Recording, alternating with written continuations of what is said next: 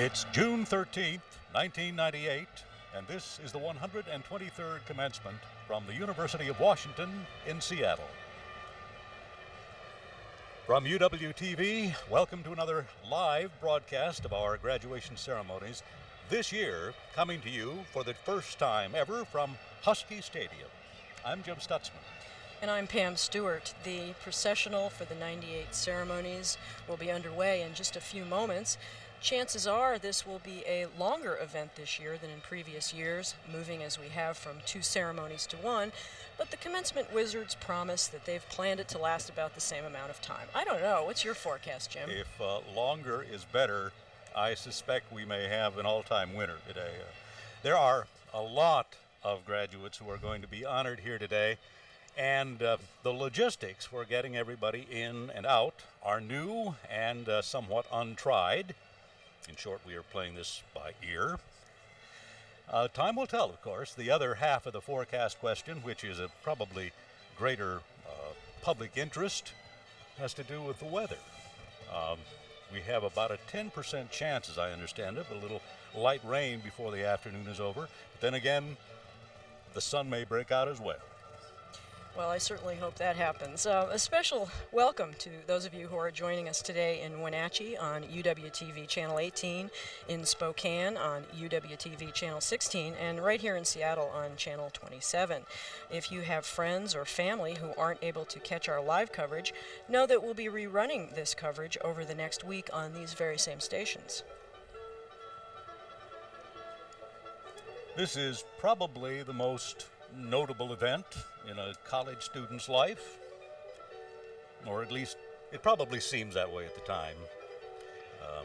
Leaving the classroom and heading for the real world. This may account for all of the smiles and the fun and the games that traditionally go on at graduation events, and we're expecting a lot of those smiles and fun and games in just a few minutes as the students are just about ready to enter the stadium.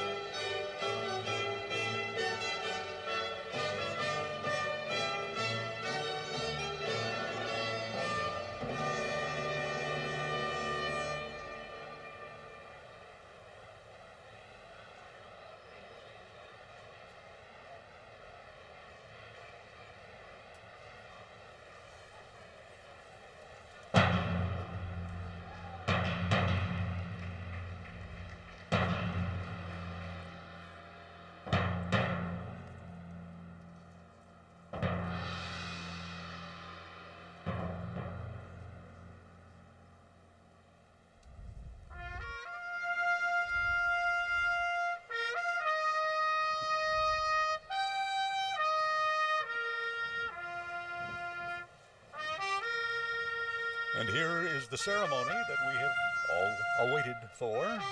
The graduates, first of all, the faculty, now entering Husky Stadium for this, the 123rd Commencement from the University of Washington. And in the background, you will soon be hearing the strains of Pomp and Circumstance, the music of Sir Edward Elgar, a standard refrain for commencement. And Pomp will mark a good bit of this formal event. It is, of course, the informal that we all seem to remember when looking back at life on campus. It doesn't seem very important at the time, but the things learned and the people met during these years often last a lifetime. I suspect that is always the case. We would hope so. The music for Commencement 1998 features the university's Wind Ensemble under the direction of Timothy Saltzman. Co-producers for today's TV coverage are Tim Lorang and Al Ross. Lisa Jackson is our assistant producer. The field engineer is Yankee Dial. Studio engineer is Jerry Morin. And our camera crew today includes Mike McIntyre, Ed Sponholtz, Celeste Glendy, Bob O'Hearn, and Jerry Wade. And again, this is the first year that these ceremonies have ever been held here in Husky Stadium, or for that matter, outdoors. The change of venue is the result of a couple of things: more students taking part in the graduation ceremonies, and the fact that our venerable old venue, Ed Pavilion, is about to undergo a major facelift and will be closing for a time. We will no longer have those delightful columns to contend with. I can't wait. Things we've come to know and love. Incidentally, if you have joined us to see a particular graduate and would like a videotape of her or his graduation, feel free to copy or record this telecast. If you aren't able to do that and would like a copy, know that again this year, recordings will be available through the University Bookstore. The going price is $29.95. Oh, do I detect a sign of inflation there? You do, but it may have to do with market forces, perhaps. I hope so. If you would like to order a copy, the phone number in the 206 area code is 634-3400. The extension number is 211. Tapes are also available at the Doghouse in the U District. And you know, there's always been a lot of interest around the state in these graduation ceremonies. After all, students from all over Washington, as well as many from across the nation, are being honored here today. You are seeing them filing in, decked out in traditional commencement garb. We expect about 4,500 graduates to be entering the stadium. The total number of graduates is quite a bit larger. In fact, it's just under 10,000 this year. That is a record, I think, isn't it? Could be. Almost 90% of our undergraduates here at the University of Washington are homegrown, the sons and daughters of Washington residents. That's yet another reason the university is pleased to be able to telecast this event and provide an opportunity for those unable to attend graduation a chance to see and to hear these proceedings. And this is not the only graduation ceremony that will be taking place at the University of Washington. The University of Washington Bothell, one of the 3 UW campuses, will be holding commencement tomorrow. In fact, in Ed Pavilion, graduating over 400 students. UWB alumni now number over 1,000, and this is their 8th year of operation there. Bigger and growing still larger. You bet. If you are new to this neck of the woods, you should know the UWB offers upper division undergraduate programs leading to bachelor's degrees in liberal studies, business administration, nursing, and computing and software systems. UW Bothell also offers an advanced degree in education, and this fall it will begin to offer a master's program in business management. Bothell had its groundbreaking ceremonies just last month, and will move to its new campus in the summer of the year 2000. And if you would like more information on who does what there, you can call toll-free 1-800-736-6650.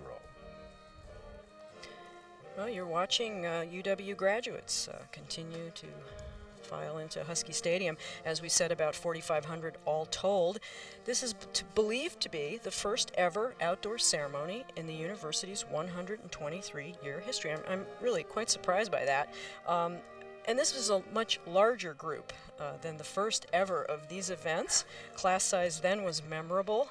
One student, that's it. The year was 1876, and she was Clara McCarty, a name that still rings a familiar bell around here. McCarty Hall is one of the on-campus residence halls.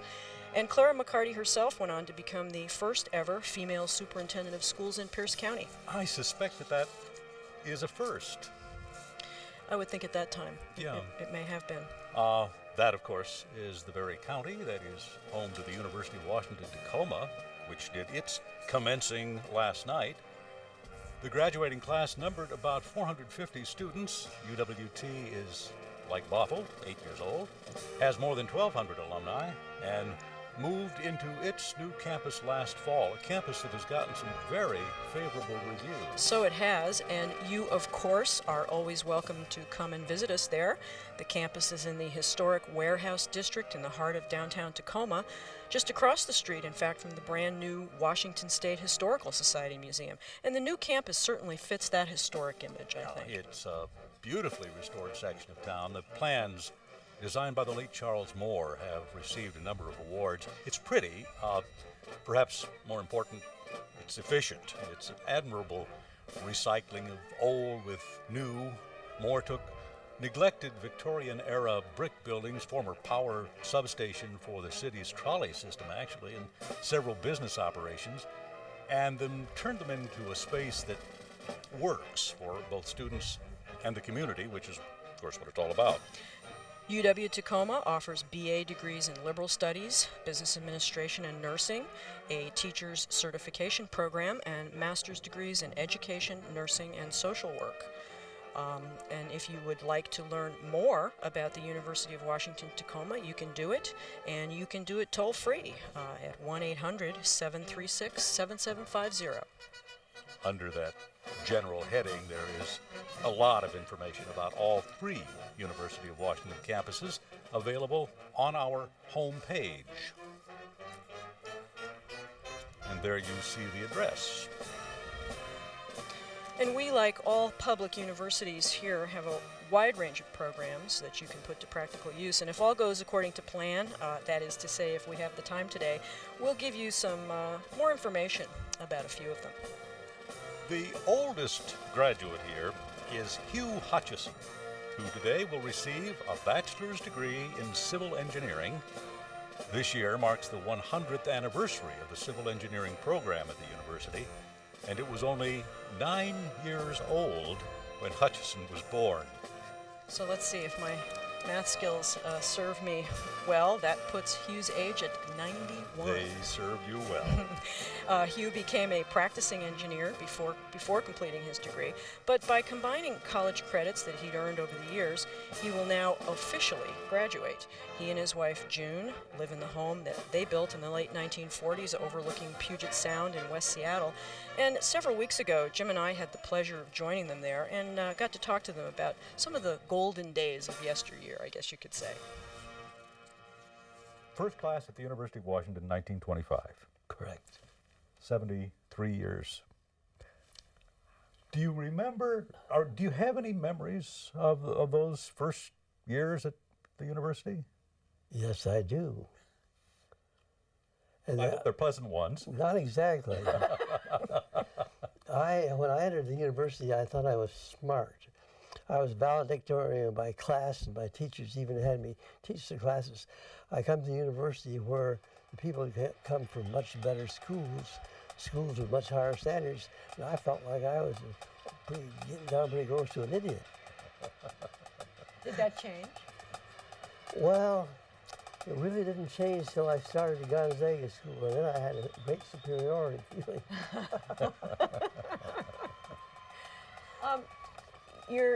You're getting your bachelor's degree now, Correct. 73 years after you first started at the University of Washington. Why the degree now? What does it mean to you at this point in your life?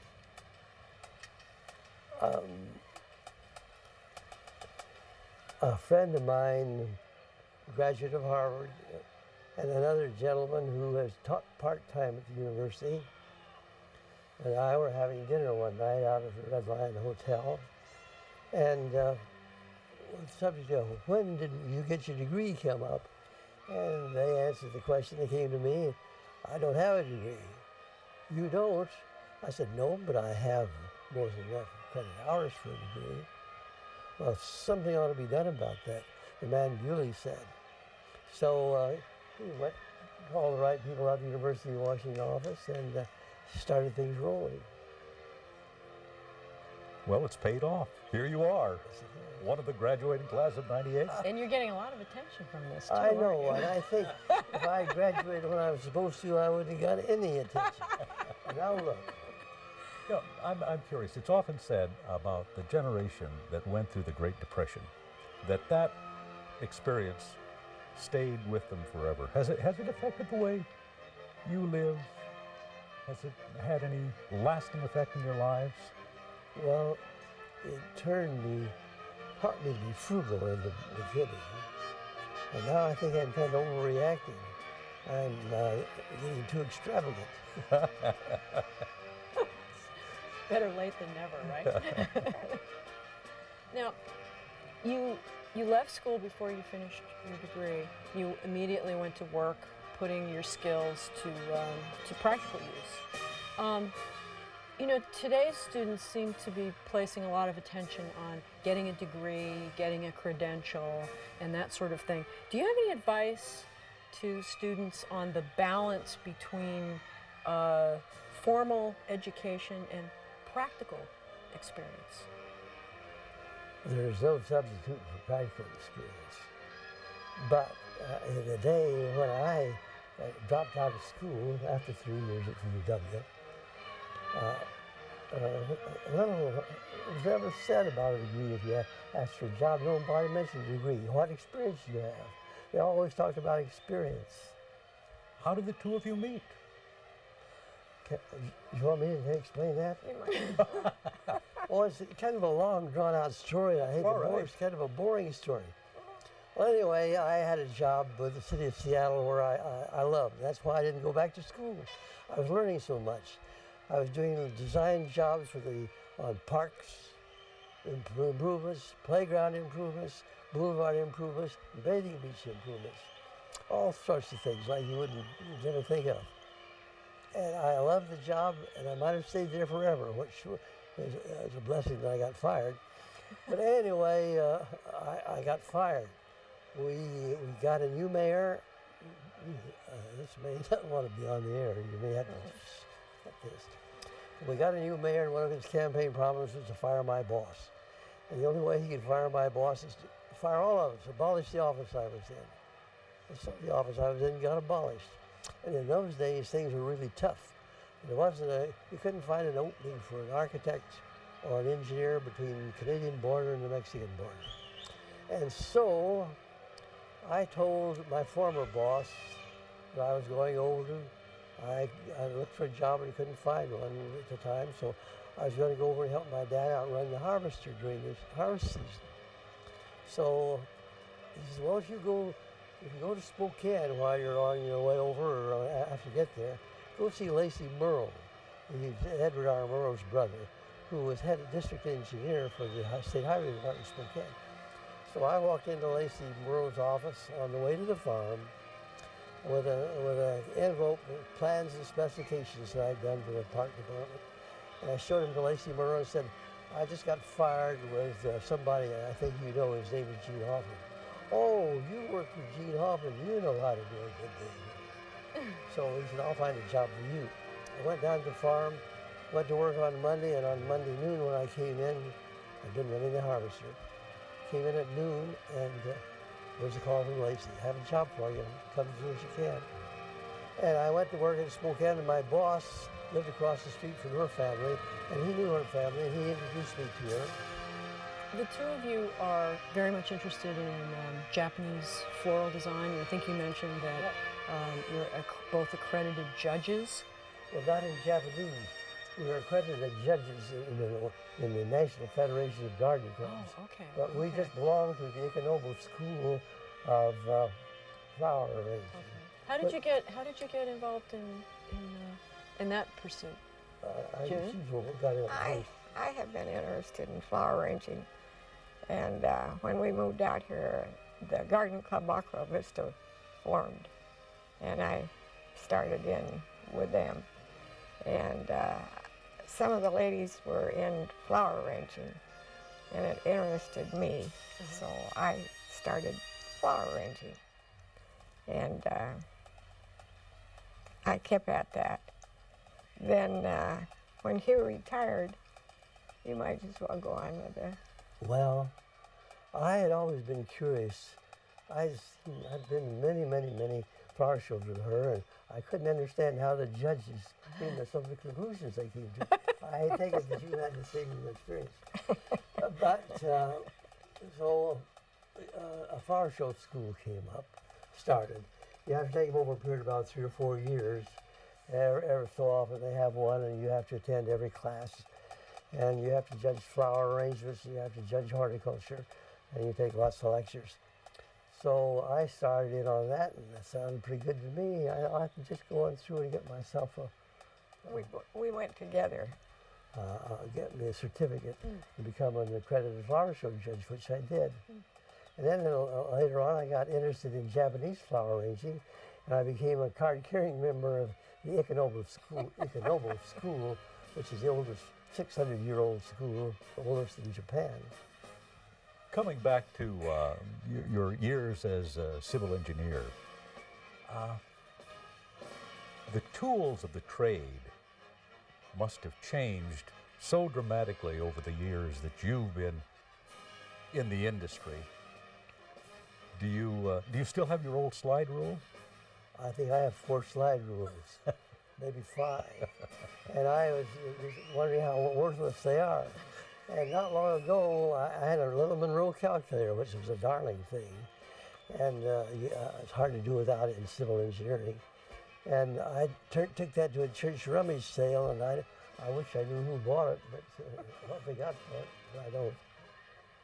Where do you go from here? Are you going to get a graduate degree now?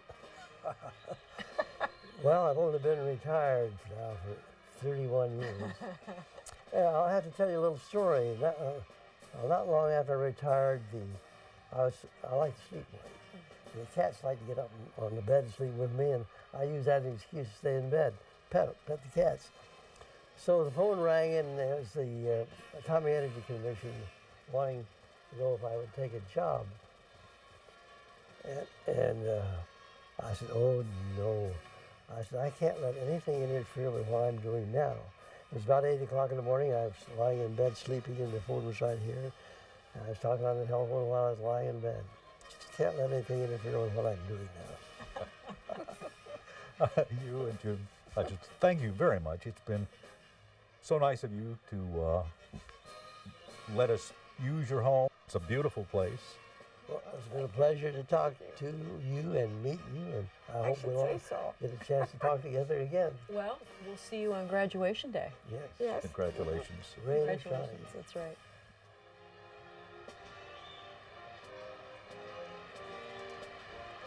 Well, talk about graceful aging. Those two should write a book. Hugh is by no means the oldest graduate from the University of Washington. That honor, in fact, goes to a woman named Ethel Helen Londelius, who received a BA in Home Economics in 1991 at the ripe old age of 98. Unbelievable. That's just amazing. Yep. The scene for the 123rd Commencement from the UW is billed as the most scenic football stadium in the nation. The true home of the Wave, incidentally, believed to have begun here in the third quarter of the Husky-Stanford game in October of 1981. A little bit of UW trivia that lives on to this day. When you see the TV networks broadcasting Husky home games, you get a shot very similar to what you're seeing today. Husky Stadium, it is big and it is beautiful. At least the setting is beautiful. On a clear day, you get a scenic panorama, the stadium, Lake Washington, usually a lot of boats, because many Husky fans come to the games by boat, and of course the snow-capped Cascade Mountains in the distance. This is the revised edition of the stadium, of course. The initial structure was built in 1920. It has an interesting historical footnote. The stadium committee wanted to avoid the glare of sunlight, believe it or not, on the field to benefit the players. Even then, some games were played in something other than our northwest gloom. Two members of the astronomy department figured the angles of the sun's rays at 4 o'clock in the afternoon on November 24th, 1920, and based on those measurements, the axis of the stadium was set at right angles to those rays, and the result is what you see today, or at least a part of what you see. And believe it or not, the stadium construction was completed just 12 hours before kickoff of the inaugural game on November 27th, 1920. And, people complain about construction schedules all the time. Today, it was a packed house then, as is usually the case today. 24,500 fans attended the very first game and saw Dartmouth defeat Washington 28-7. That is not poetic justice. Over the next 30 years, the stadium was expanded to meet the demands of Husky fans, market forces at work. The last major addition was done in 1987 and made its mark. It sure did. That was the time when the uncompleted steel framework came crashing down. Fortunately, one of the construction supervisors heard some creaks and groans before the great crash and got all the workers off the structure before it collapsed. Yeah, just could have been a real tragedy. Yeah. Yeah. Just before that occurred, somebody with a camera and presence of mind caught the whole thing on film. That series of photos, I think, is still being sold. Today's seating capacity in Husky Stadium is over 72,000, making it the 15th largest such on-campus facility in the nation. Quick question here, Jim. What is the biggest crowd ever to see a Husky football game? I know the answer to that question. That must be because you have that stat sheet in front of you? Okay. Yes, the truth in advertising here. It was 1995, pardon me. The contest with the Army of all teams, 76,000 showed up. The UW won, but nobody has ever figured out or explained how we got 76,000 people into a place with a capacity of 72,000. Command performance, maybe. We have fewer fans today. About 33,000 family and friends are expected here for today's event. But the size of the team, that is the graduates, is considerably larger than what you would see for football, and the game will be different. The quarterback, Richard McCormick, a scholar of American political history, and the 28th president of the University of Washington. As you'll see, there's no number on his or any of the uniforms for today's activity, and the garb for graduation is steeped in history. It goes back to a time before what we think of as American history even began. The caps and gowns go back to the 12th century. The styles and the colors that you see are all symbolic. The students who are receiving bachelor's and master's degrees are wearing black, and their headgear, known in the trade as the mortarboard, has a tassel that hangs on the left side. For undergraduate students, the color of the tassel denotes the school or college conferring the degree. For example, if you see a blue tassel, you're looking at a business major. An orange tassel is associated with engineering. In all, there are about 20 different colors. The most common is white, and that is, of course, the color conferred by the largest college, the College of Arts and Sciences. The people wearing the really colorful outfits are advanced degree candidates and university faculty members, or they're carrying an umbrella. You can identify them by the hoods attached to their gowns. The colors vary for master degree candidates, something very similar to the undergraduate tassels. And when you see a hood of purple and gold, you'll be looking at a UW doctoral degree candidate wearing, appropriately enough, the university colors, as well as the official UW tam. And that's why the faculty attire is so very colorful. They hail from colleges and universities from all over the world, and they bring their colors here with them. You are watching the 123rd Commencement exercises from the University of Washington on UW-TV, Channel 27 in Seattle.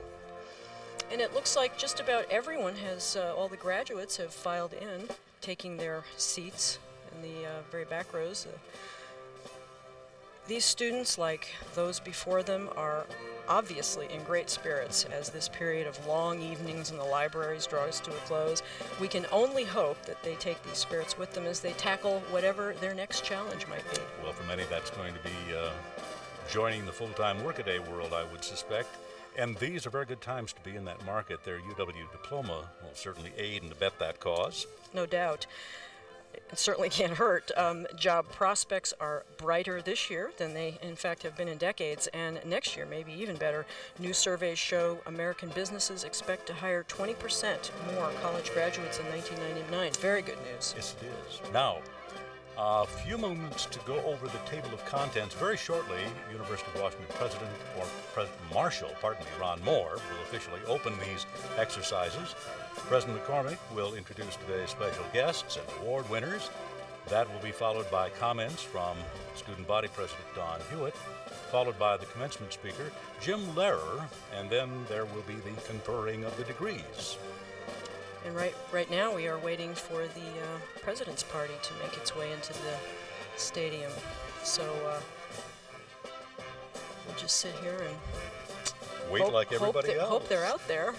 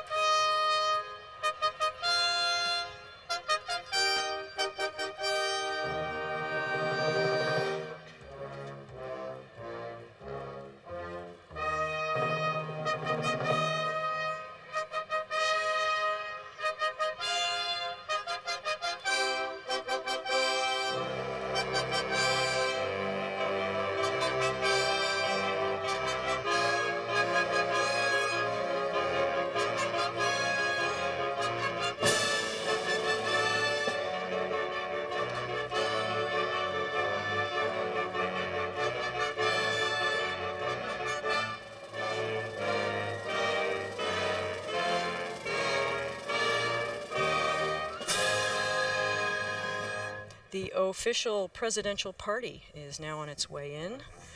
President McCormick, members of the Board of Regents, the Provost, and the Deans, along with other special guests and dignitaries. Leading the pack is University Marshal Ron Moore, carrying what looks something like a lethal weapon. It's the mace, an instrument that was used in days of old to, I guess you could say, clobber thine enemy. It also served as a symbol of status and authority, and that's why it's used in these exercises, to confer a stamp of approval on these proceedings. We actually have a close-up, short video of the mace, and it really shows the handiwork of the very talented craftspeople who are responsible for designing and building it. Its shaft is made of dark rosewood decorated in gold. The entire mace weighs 5 pounds, and it's about 3 feet long. As we get closer to the top, you can see the triangular headpiece of gold-plated sterling silver, capped by a miniature reproduction of a prominent feature on campus, Drumheller Fountain. Now you see a close-up of the headpiece. There is an engraving on each side of it. This one shows the seal of the university. On this side, you see a representation of the original university building on the old territorial campus. And the last engraving is of Denny Hall, the oldest building on campus, built in 1895.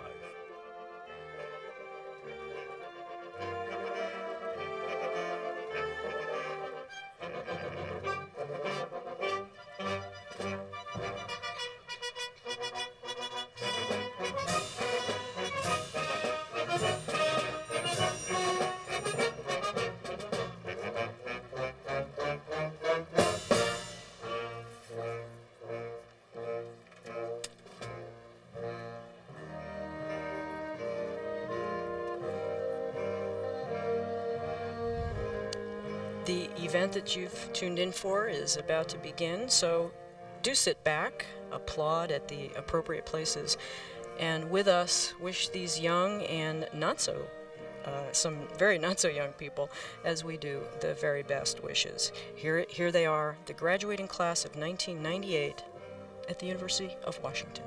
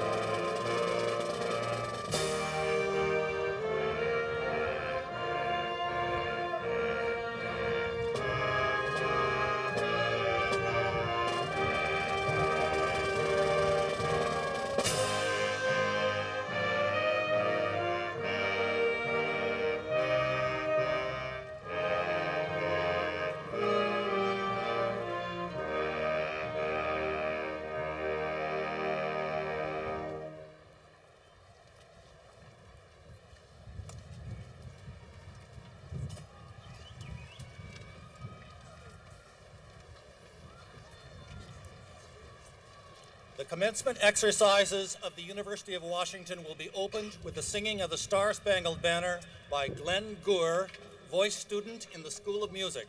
The audience will please rise.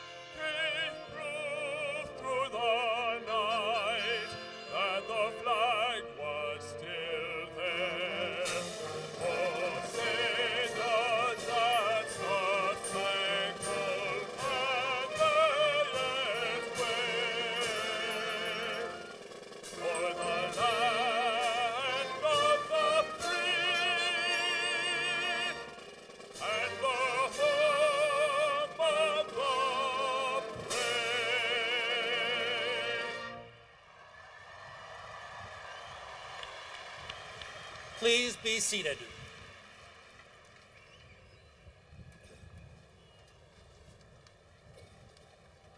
It is my pleasure to present Dr. Richard L. McCormick, President of the University of Washington, who will preside over these exercises.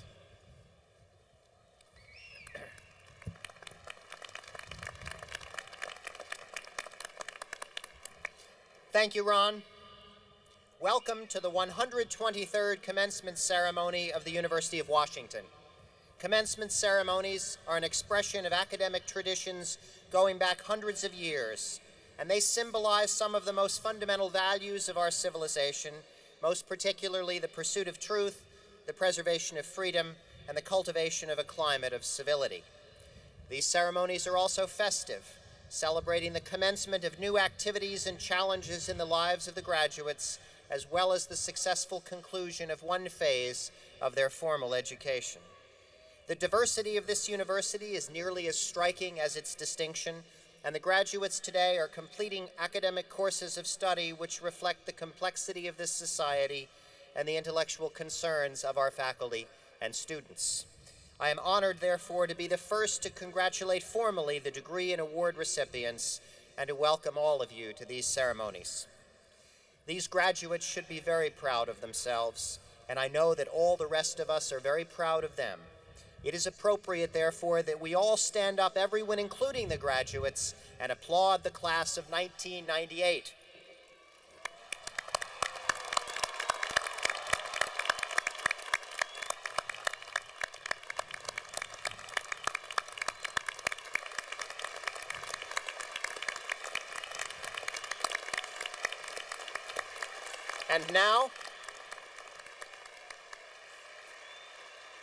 And now I think the graduates should applaud their families and friends who have supported them through the years.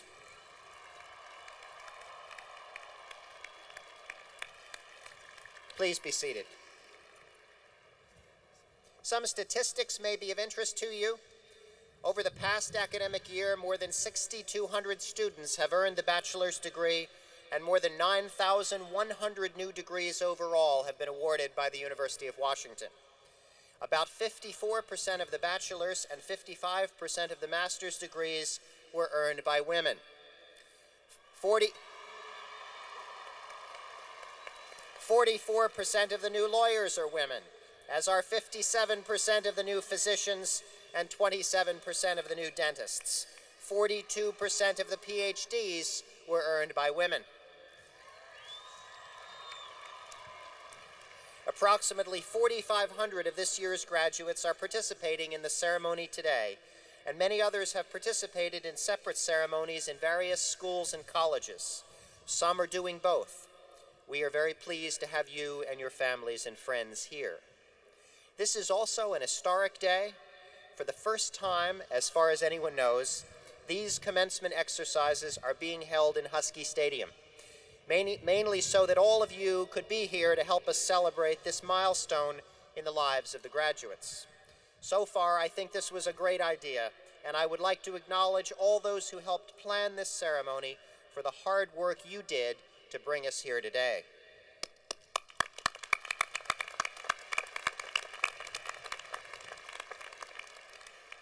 The splendid music you have been listening to during the processional, and which you will be hearing more of later in the program, is being provided for us this afternoon by students from the School of Music's Wind Ensemble under the direction of Professor Timothy Salzman. As you can tell, they are gifted musicians, and we greatly appreciate their participation here today.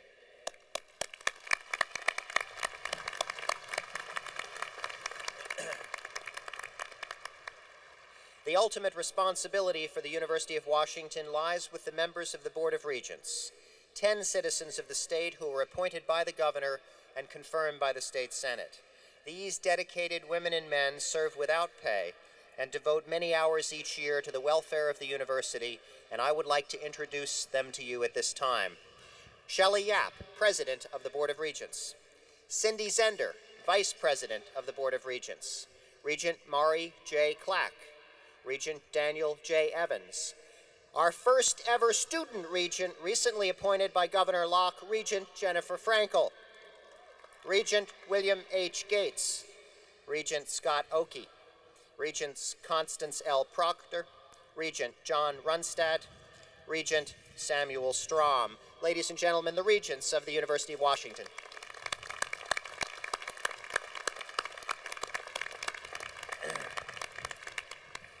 In addition to the regents, we have seated on the platform this afternoon the chief academic officers and administrative officers of the university, including the provost, whom you will meet in a moment, the vice presidents, the deans of the schools and colleges, who will be introduced in due course, the leadership of the faculty senate, the elected student leadership, the president of the Alumni Association, and faculty members, professors emeriti, and other representatives from the various schools, colleges, and departments in the university. I would also like to acknowledge the more than 200 members of the faculty here today serving as commencement marshals. Their names are listed on page 9 of the commencement program. I'd like to take a moment now to talk to you about some matters that are very important to higher education and to our state. Hundreds of years from now, when men and women look back at the United States in our time, what will they remember? Our society will go down in history, I believe, for two of its great accomplishments. First, the widespread growth of access to higher education, and second, the expansion of opportunity to all citizens, regardless of their gender, economic circumstances, or racial background. Following World War II, the GI Bill opened up higher education to men who had served in the war. Other efforts followed in the succeeding decades, expanding higher education to many more women as well as men, to people from disadvantaged backgrounds, and to men and women of color. The federal government offered financial aid to students, while the state governments expanded existing public campuses, like the University of Washington, built new ones, and established hundreds of community colleges, a brand new kind of institution. My parents' generation, the generation of the grandparents of many of today's graduates, had the foresight and resolve to invest in higher education access and opportunity. As a result of that investment, there are more than 5 times as many Americans enrolled in higher education today as there were 50 years ago, while the overall U.S. population has not even doubled. In Washington state, the increase in enrollment has been 6-fold.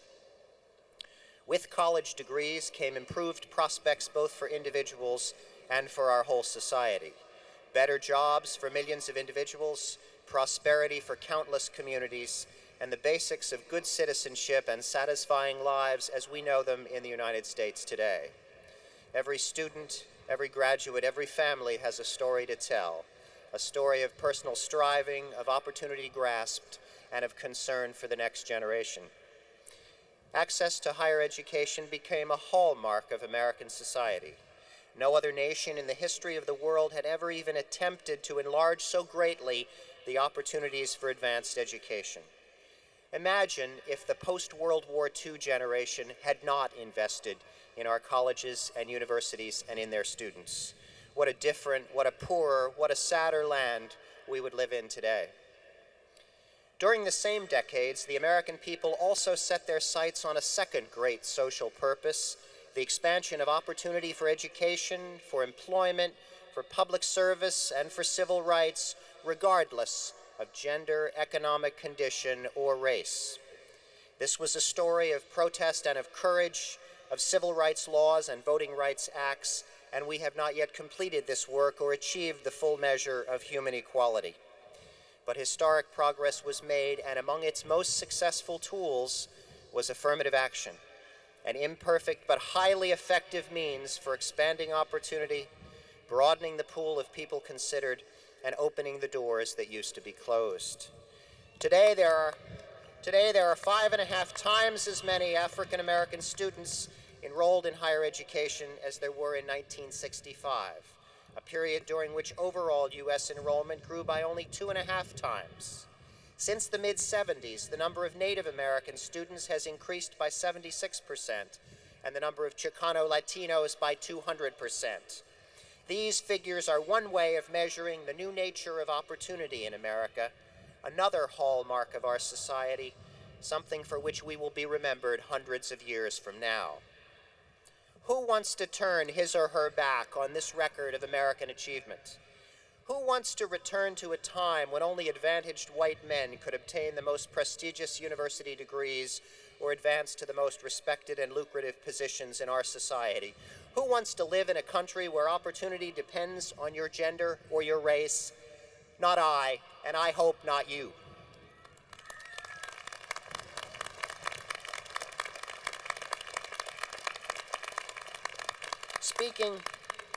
Speaking as an educator, I want to emphasize that equality of opportunity is essential to academic excellence.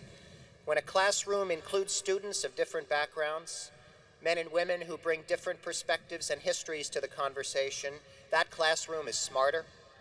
The graduates of 1998 have just completed their educations in such an environment, and I believe they know what I mean. They are better prepared for life and work in the diverse world of the 21st century than they otherwise would be.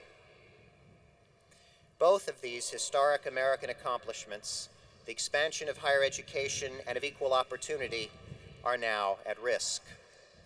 First, despite our economic prosperity, our state is in the grip of a political mindset that opposes investment in public goods.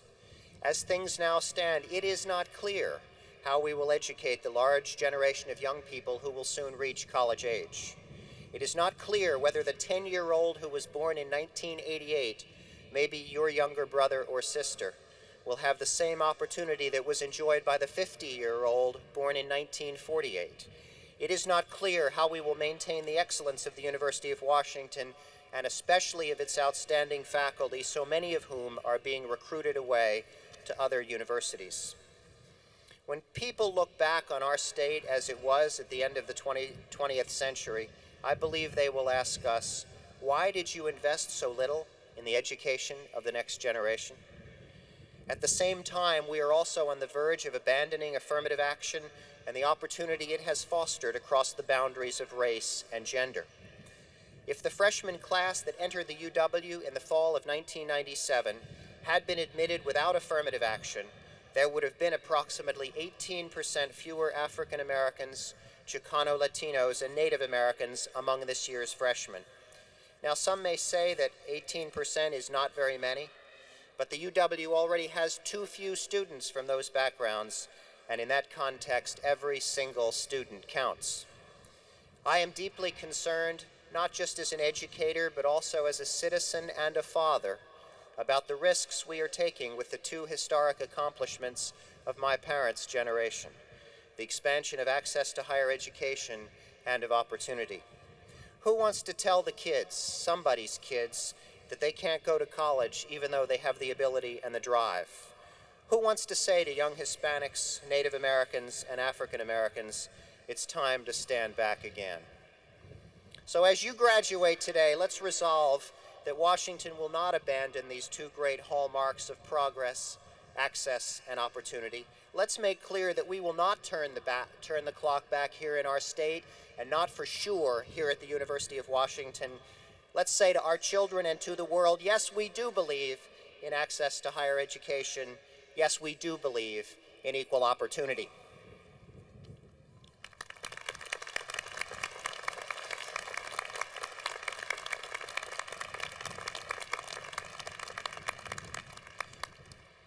The Chief Academic and Chief Budget Officer of the university is Provost Lee Huntsman, who will present this year's Teaching and Public Service Awards.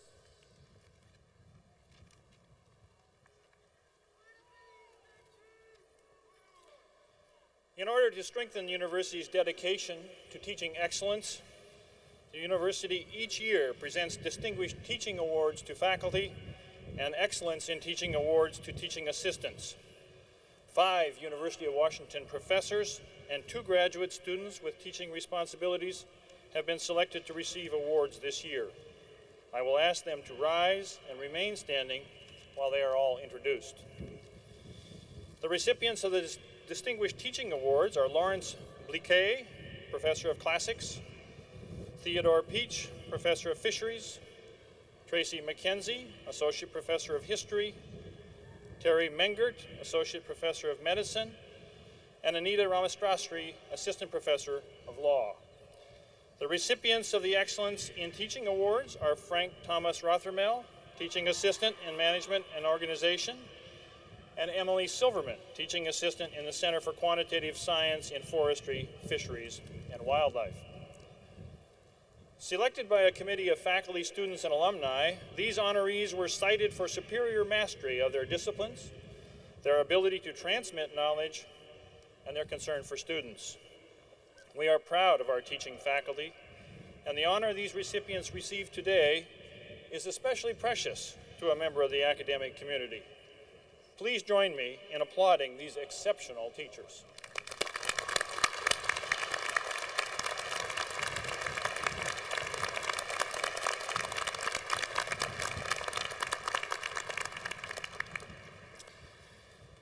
The university also presents an award in recognition of outstanding public service on the part of a university faculty or staff member.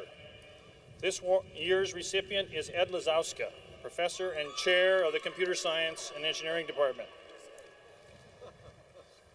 Professor Lazowska devotes countless hours of his time and expertise to community projects and information technology.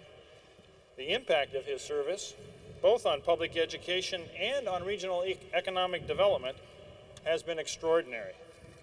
He's been a key player in the planning and implementation of the Washington K-20 network, the electronic link among all the state's educational sectors. For the Seattle Public Schools, he assembled a team of UW technology experts to help the district design a school networking plan and then acquire the donations to make it happen.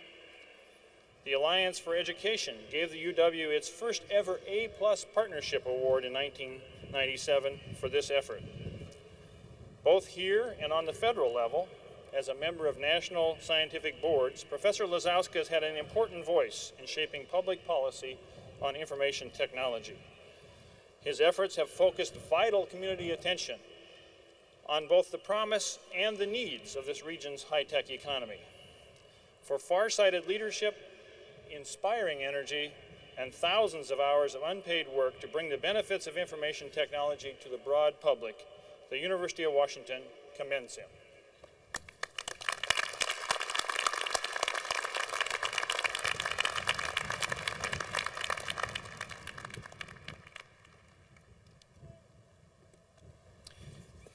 Since 1932, the University of Washington has presented a medal to the graduating senior who has achieved the most distinguished academic record at the university. Will Elizabeth Marie Zeller please come forward?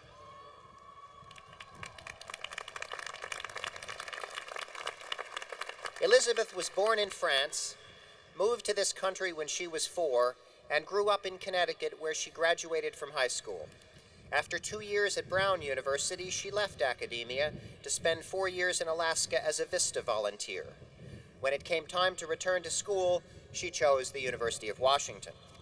Not quite 3 years later, At the end of this winter quarter, Elizabeth graduated summa cum laude with 2 Bachelor of Arts degrees, 1 in economics and 1 with distinction in history.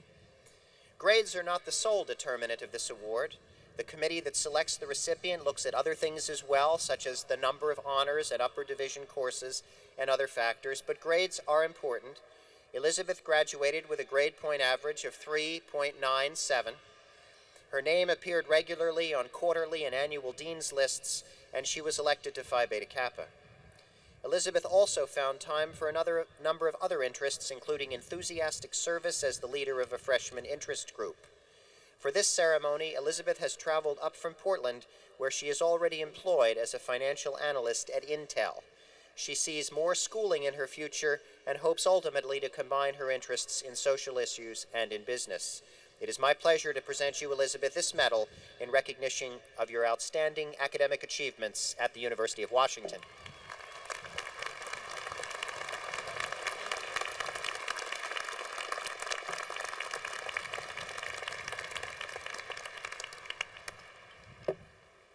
At this time, I would also like to recognize those students who were candidates for the President's Medal by virtue of academic performance in the top 0.5% of all graduating seniors in their respective colleges. These students, along with the President's Medalist, are today graduating with the university's highest baccalaureate honor, summa cum laude. Their names are listed on page 12 of the commencement program. Also listed are the names of students who are being graduated magna cum laude and cum laude. Since 1938, the university and the Alumni Association have presented an award to a former University of Washington student whose work has attained national or international prominence. The Alumna Summa Laude Dignata Award, which means alumna worthy of the highest praise, is the highest honor bestowed by the University of Washington. The recipient is selected by a committee of faculty and alumni. It gives me great pleasure today to add to the long and distinguished list of individuals who have received this award the name of Shirley Mahaley Malcolm, a national leader in science education. Dr. Malcolm, please join me at the lectern.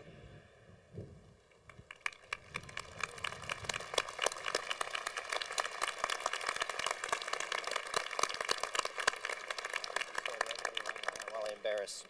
Dr. Malcolm was an undergraduate at the University of Washington in the mid-1960s, one of very few African-American women then on campus. Despite the deficiencies of her segregated schooling in Alabama, she graduated with distinction in zoology and went on to earn a master's degree from UCLA and a PhD from Penn State. Since 1975, Dr. Malcolm has held increasingly important education and policy posts in national science organizations.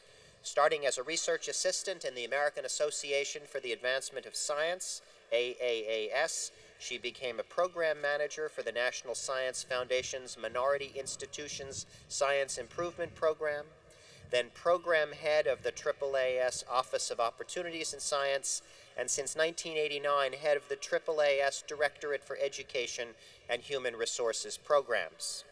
In these positions and in her many high-level volunteer commitments, Dr. Malcolm has provided forceful and creative leadership for improving science education at all levels. She has also been a lifelong advocate and exemplar for opening scientific careers to more women and minorities. In 1994, she was appointed by President Clinton to the National Science Board. Last year, the National Action Council for Minorities in Engineering awarded her its highest honor, the Reginald H. Jones Distinguished Service Award. Dr. Malcolm has said she is working to bring science to people and people to science. For her dedication and outstanding achievements in this realm, her alma mater honors Shirley Malcolm as its 1998 Alumna Summa Laude Dignata.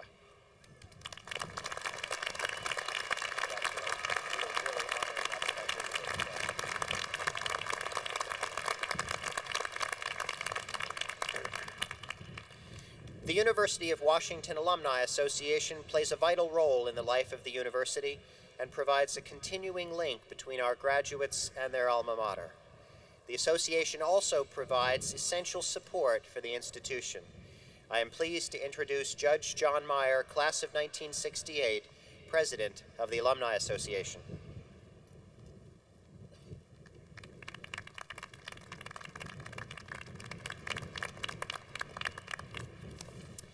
Thank you, President McCormick. On behalf of the University of Washington Alumni Association, congratulations. You should look at today as a tremendous accomplishment. We welcome you as alumni. While your time as a student may have come to an end, your tenure as an alumnus is forever. You now join the ranks of graduates from the university. You are a member of a very distinguished, historic, and exclusive body.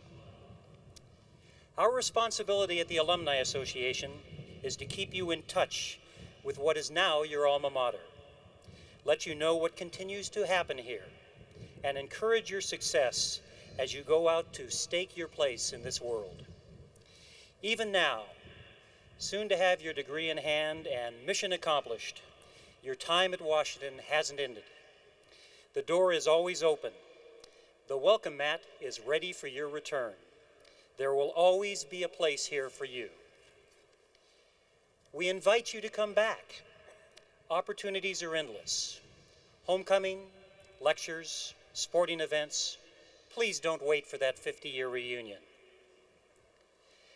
Just as you needed this university to move ahead and realize your dreams, now this university needs you. Your assignment hasn't ended, only changed. No longer will you be asked to research and write papers, study for exams, or complete required readings.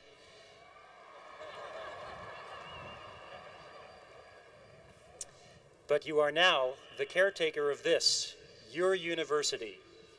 Together, we must work to ensure future generations of students have the same opportunity you did. An opportunity to experience all this great university has to offer.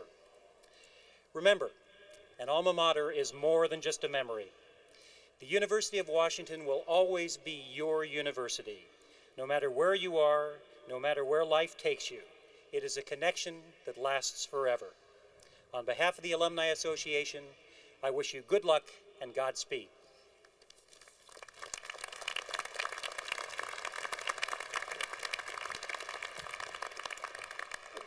Thank you, John. Student government is an important component of the governance of this institution, and its leadership is called on regularly to represent student views on a wide range of issues at the university. I am pleased to introduce the President of the Associated Students of the University of Washington, Dawn Hewitt.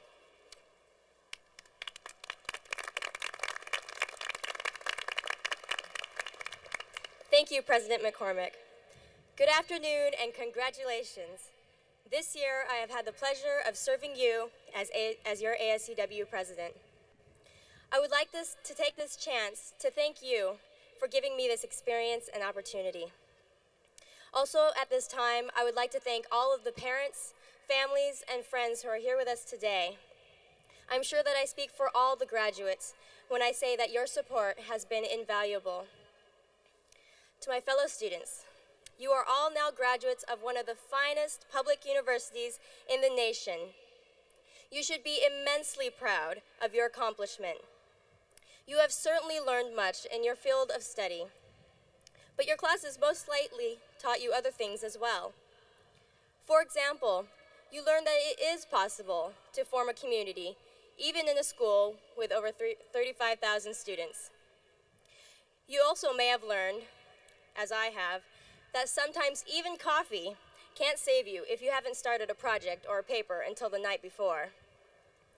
You no doubt learned a great deal from your experiences outside the classroom as well. Things like learning how to make a week's worth of food last a month, how to interact and live with a diverse group of people, things like the value of true friendship. These are the things that can only be learned through experience. In all of your college experiences, inside and outside the classroom, you have taken risks, sometimes failed, oftentimes succeeded, but you have always learned from these experiences. Now, the challenge as graduates from this university is to continue this learning, to keep pushing the limits, Remember that graduation from college is not the end of your learning, but rather, life itself is a series of learning experiences. Take one moment before you begin your life in the real world to reflect upon those lessons that your college years have taught you. I wish each and every one of you the best of luck and much successes in your future endeavors.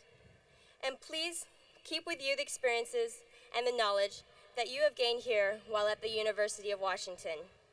Once again, congratulations and good luck to you. Thank you.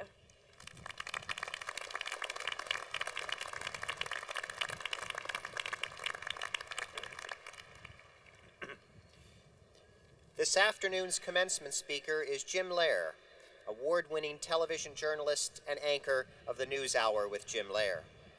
Mr. Lehrer grew up in Kansas, earned a degree in journalism from the University of Missouri, served in the Marine Corps, and then in 1959 began his career as a reporter for the Dallas Morning News. By 1968, he was city editor of the Dallas Times-Herald. His next move was to public television, first in Dallas and then in Washington, D.C., where he became public affairs coordinator for PBS and a fellow at the Corporation for Public Broadcasting. His partnership with Robert McNeil began in 1973 when the two teamed up to provide continuous live coverage of the Senate Watergate hearings on PBS. In October 1975, the Robert McNeil Report premiered on WNET in New York with Jim Lehrer as Washington correspondent. Renamed in 1976, the McNeil-Lehrer Report subsequently won more than 30 awards for journalistic excellence, and in 1983 became the McNeil-Lehrer NewsHour. Mr. Lehrer has been sole anchor and executive editor for the last 2 years. The program's hallmark remains its in-depth coverage of important news stories. In the last 3 presidential elections, Mr. Lehrer moderated 6 of the nationally televised debates. His work has won him several Emmys and numerous other awards, including election to the American Academy of Arts and Sciences. He is also a novelist and playwright. His next novel, Purple Dots, will be published this fall by Random House. It is my pleasure to introduce to you Jim Lehrer.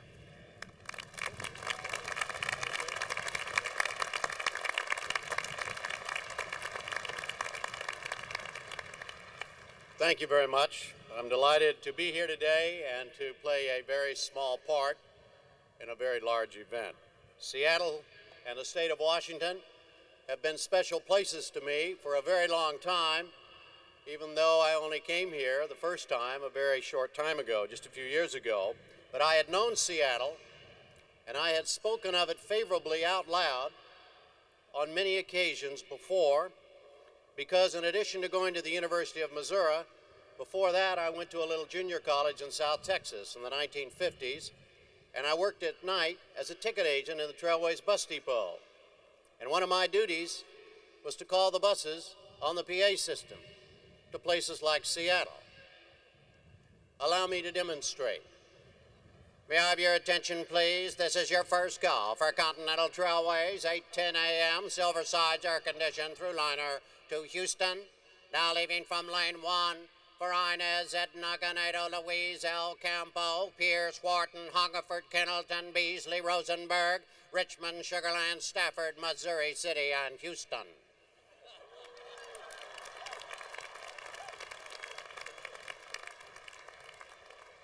Connecting in Houston for Huntsville, Buffalo, Corsicana, Dallas, Fort Worth, Wichita Falls, Amarillo, Tucumcari, Albuquerque, Flagstaff, Los Angeles, San Francisco, Portland, and Seattle. All aboard, don't forget your baggage, please.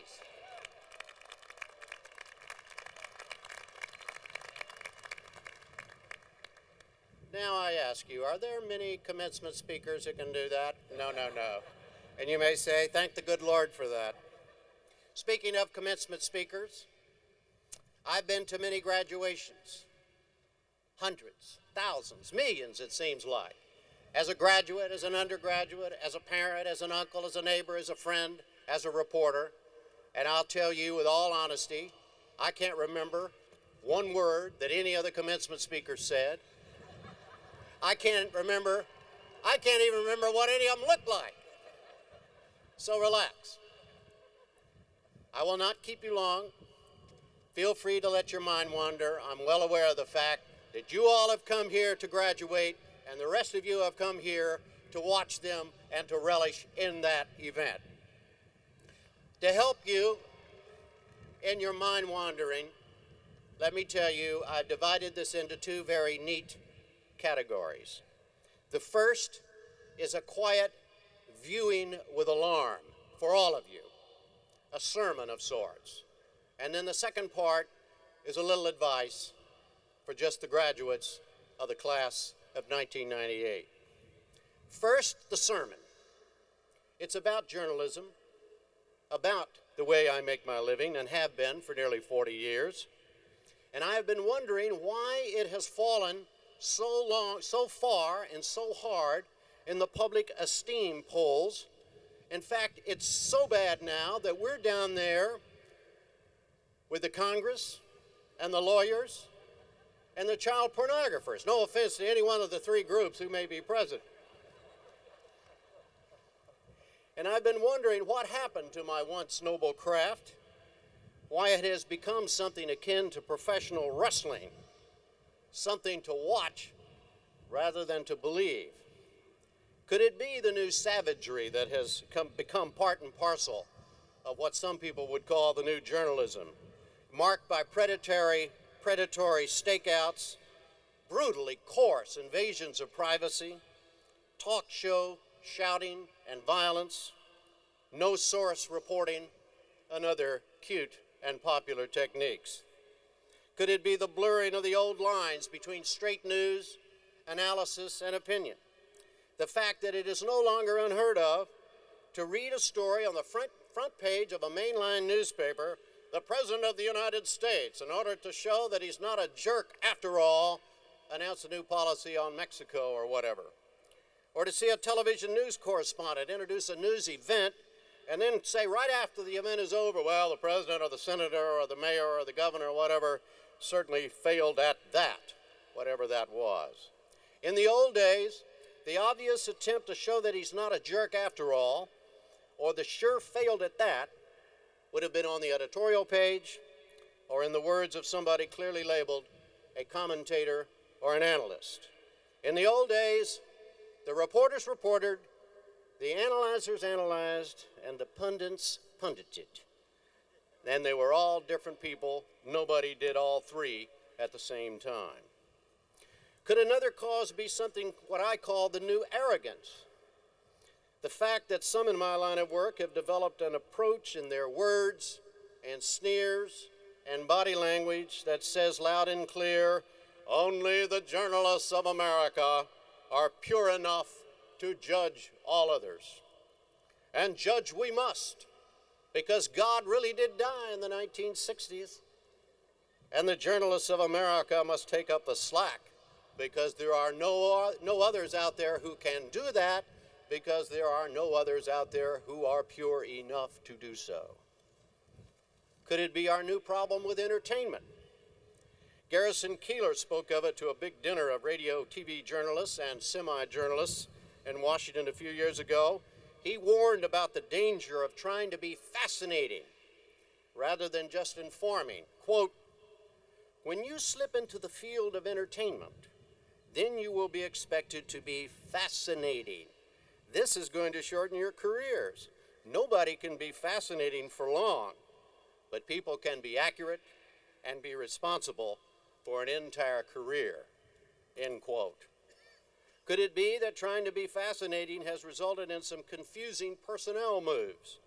As Jim Squires, the former editor of the Chicago Tribune, wrote recently, news events spawn new celebrities who show up at a later event with a microphone pretending to practice the craft of journalism.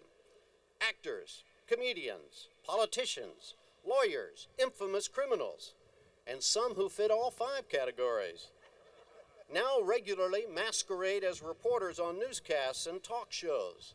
Watergate burglar G. Gordon Liddy and Clinton White House political advisor George Stephanopoulos are both widely considered to be journalists. Former Nixon speechwriter Pat Buchanan and civil rights activist Jesse Jackson go from being story subject one month to storyteller the next.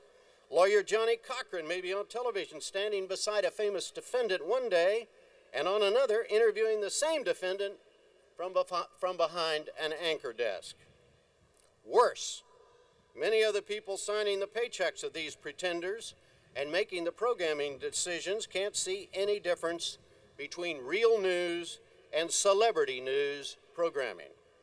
They think that having been celebrated in one news event qualifies someone to cover another.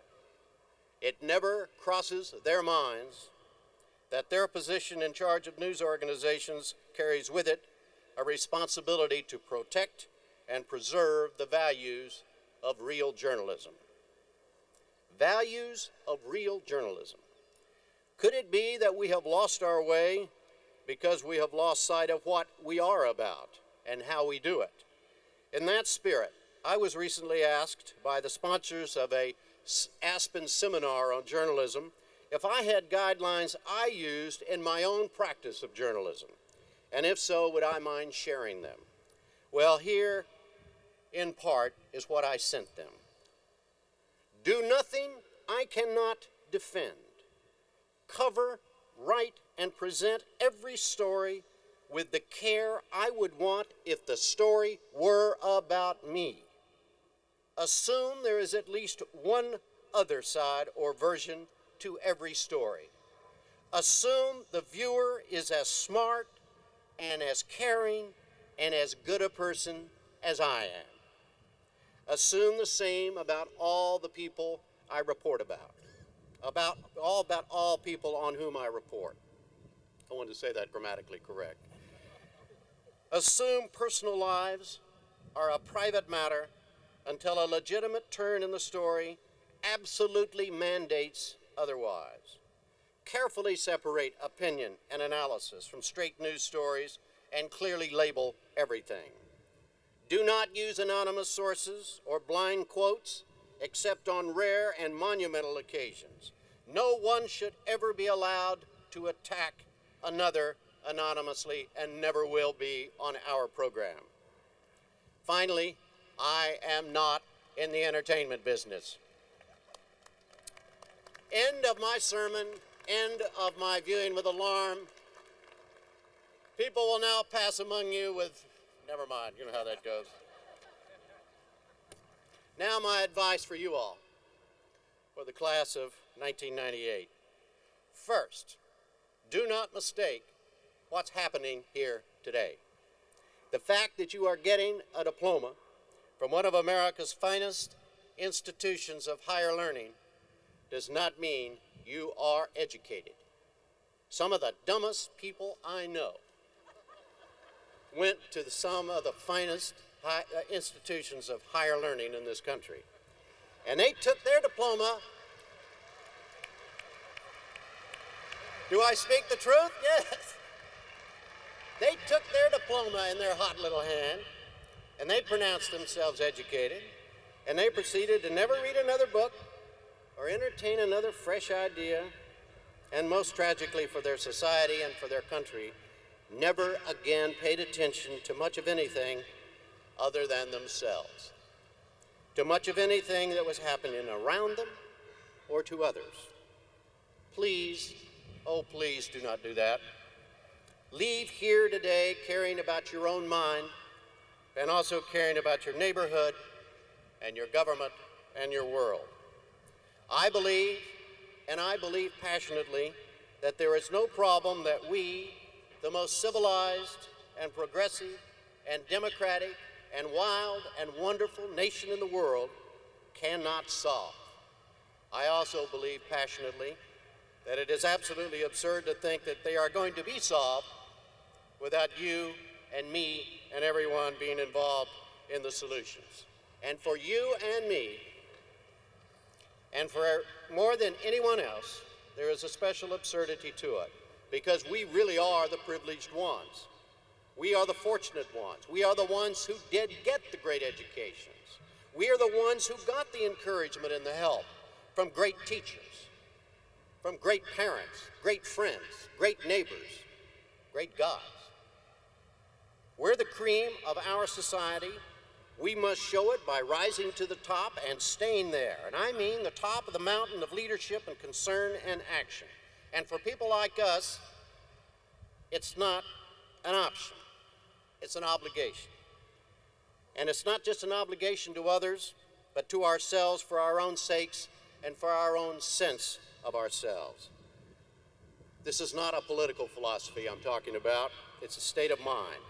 And I urge all of you in the class of 1998 to accept it, adopt it, and shout it this afternoon in this great place and in all other great places you go from this day forward. But after you've shouted it a while, I would then urge you to hold down the shouting, the noise, be civil, be gentle, be fair. One of the most serious losses we as a society have suffered in recent years, in my opinion, is that of civil discourse. There's a meanness of communication alive in the land right now. I see it in the mail we get to our program, and I hear it on the radio, and I read it in the newspapers and the magazines, and I'm sure you all do too. The current controversies concerning the President of the United States have heightened that meanness beyond anything I have ever seen in my 40 years of journalism. It does not have to be that way. We are, in fact, civilized people. We can disagree in a civilized manner. We can even acknowledge the right of others to disagree with us.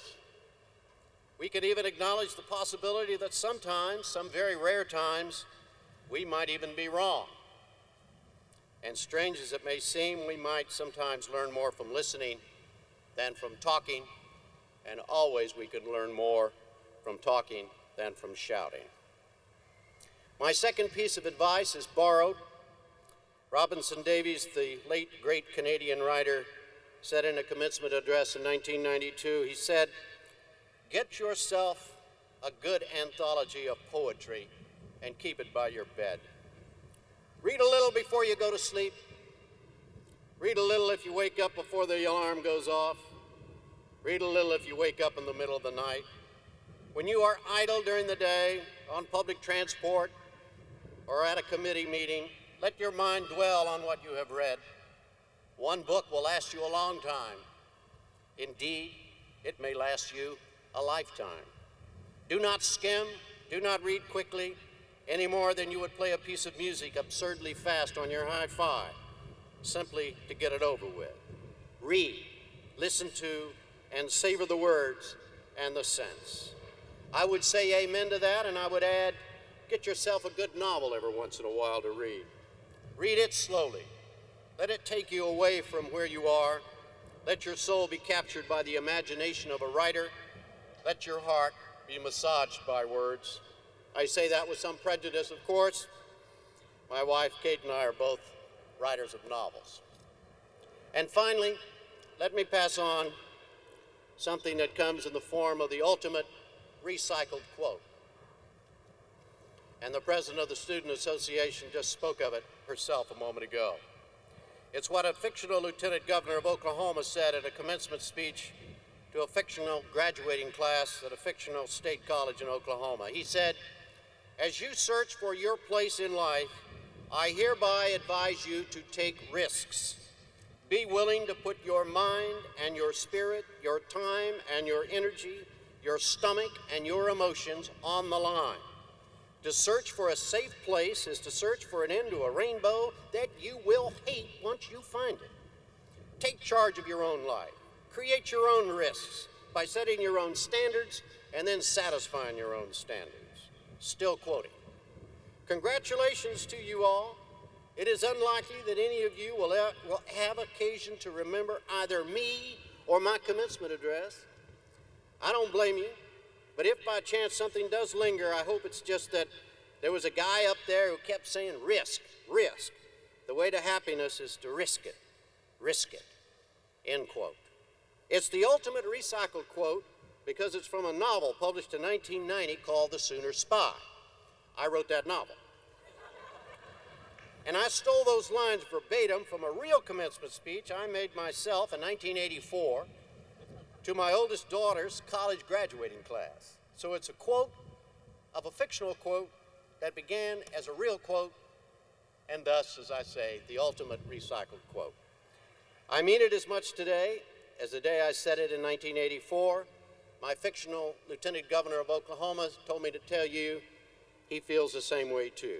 And he joins me in congratulating all of you, the members of the class of 1998. And I would urge you, as you go about your lives, to remember what I said at the very beginning. Wherever you go, don't forget your baggage, please. Thank you very much.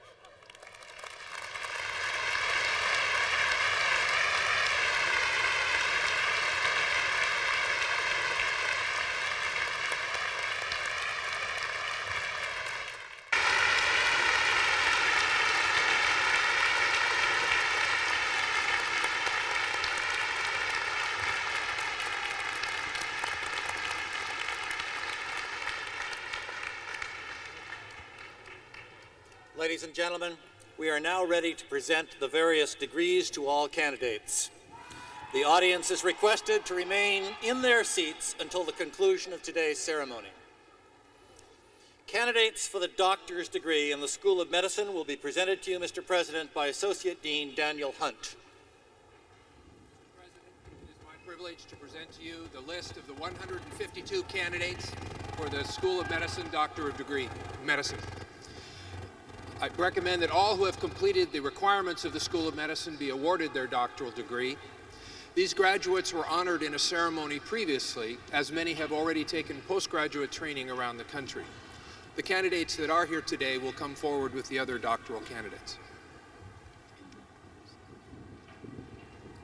Candidates for doctor's degrees in the School of Dentistry would be presented to you, Mr. President, by Associate Dean Thomas H. Morton, Jr. Mr. President, it is my pleasure and honor to present a list of the doctoral candidates for the School of Dentistry. I recommend that all who have fulfilled the requirements of the award their doctoral degrees. These graduates were honored in separate ceremonies. Candidates for Juris Doctor degrees in the School of Law, Mr. President, will be presented to you by Professor Tom Andrews. Mr. President, on behalf of the Faculty of Law, I have the honor to present a list of 165 candidates for the degree of Juris Doctor, with the recommendation that each who has fulfilled the requirements be awarded that degree. Ceremonies to honor these graduates were held elsewhere this morning. The law graduates participating in this ceremony will come forward with the other doctoral candidates.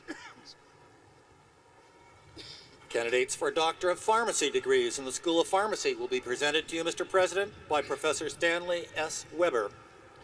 Mr. President, it is an honor to present to you a list of the 30 candidates for the degree of Doctor of Pharmacy. I recommend that all who have fulfilled the requirements of the School of Pharmacy be awarded their doctoral degrees. These graduates were honored previously in separate ceremonies held elsewhere. The Doctor of Pharmacy candidates will please come forward with the other doctoral candidates. On behalf of the regents and the faculties of the respective schools, I am pleased to confer upon these candidates for the degree of Doctor of Medicine, Doctor of Dental Surgery, Juris Doctor, or Doctor of Pharmacy. Candidates for doctoral degrees will be presented by Dean Marcia Landolt of the Graduate School. Mr. President, here with us today are candidates who have completed all requirements for the degrees of Doctor of Philosophy, Doctor of Education, or Doctor of Musical Arts. Will the candidates for doctoral degrees please rise?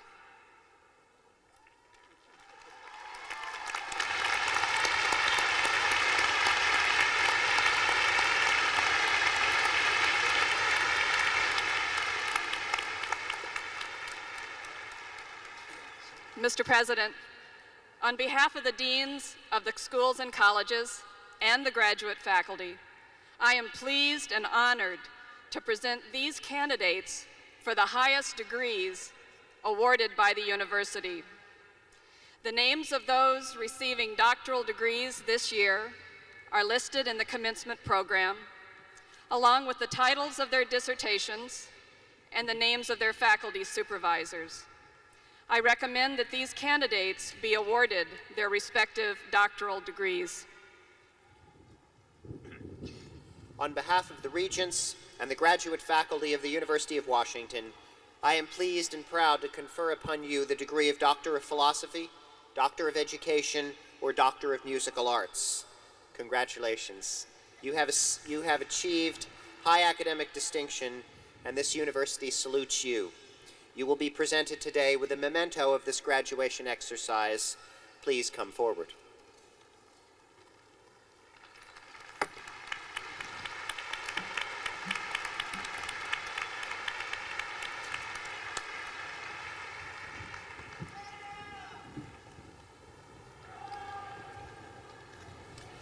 Ginny C. Kim, music.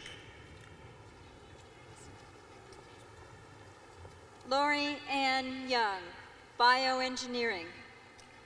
Patricia Ann Kramer, anthropology. Wayne Taylor, education. Donna Tsuruda Baker, art history. Jeanette Y. Taylor, nursing. Devinder Leslie Palmick, Asian language and literature. Yu Zhao Wang, forest resources. Renee Bobe, anthropology. Jorge Max Sunkel, chemical engineering. Carol Hermer, anthropology. Suresh Subramaniam, electrical engineering. Ratana Tosakul Bunamathia, anthropology. Srinivasan G. Sriliputur. David Prager Branner, Asian language and literature. Youngwon Shin, aeronautics and astronautics. Varavut Limpa Suvan, atmospheric sciences. Ruby Nell Riles, education. Bart Allen Brashears, atmospheric sciences. Judith Lorraine Rutberg, educational psychology. Kathleen Marie Brunner, comparative literature. Agnes M. Roche, education. Daniel Alexandre Burgoyne, English. Kari A. Puli, computer science. Cynthia L. Burton, mathematics. Gerald Douglas Prothrow, mechanical engineering. Phil Gaines, Doctor of Philosophy, English.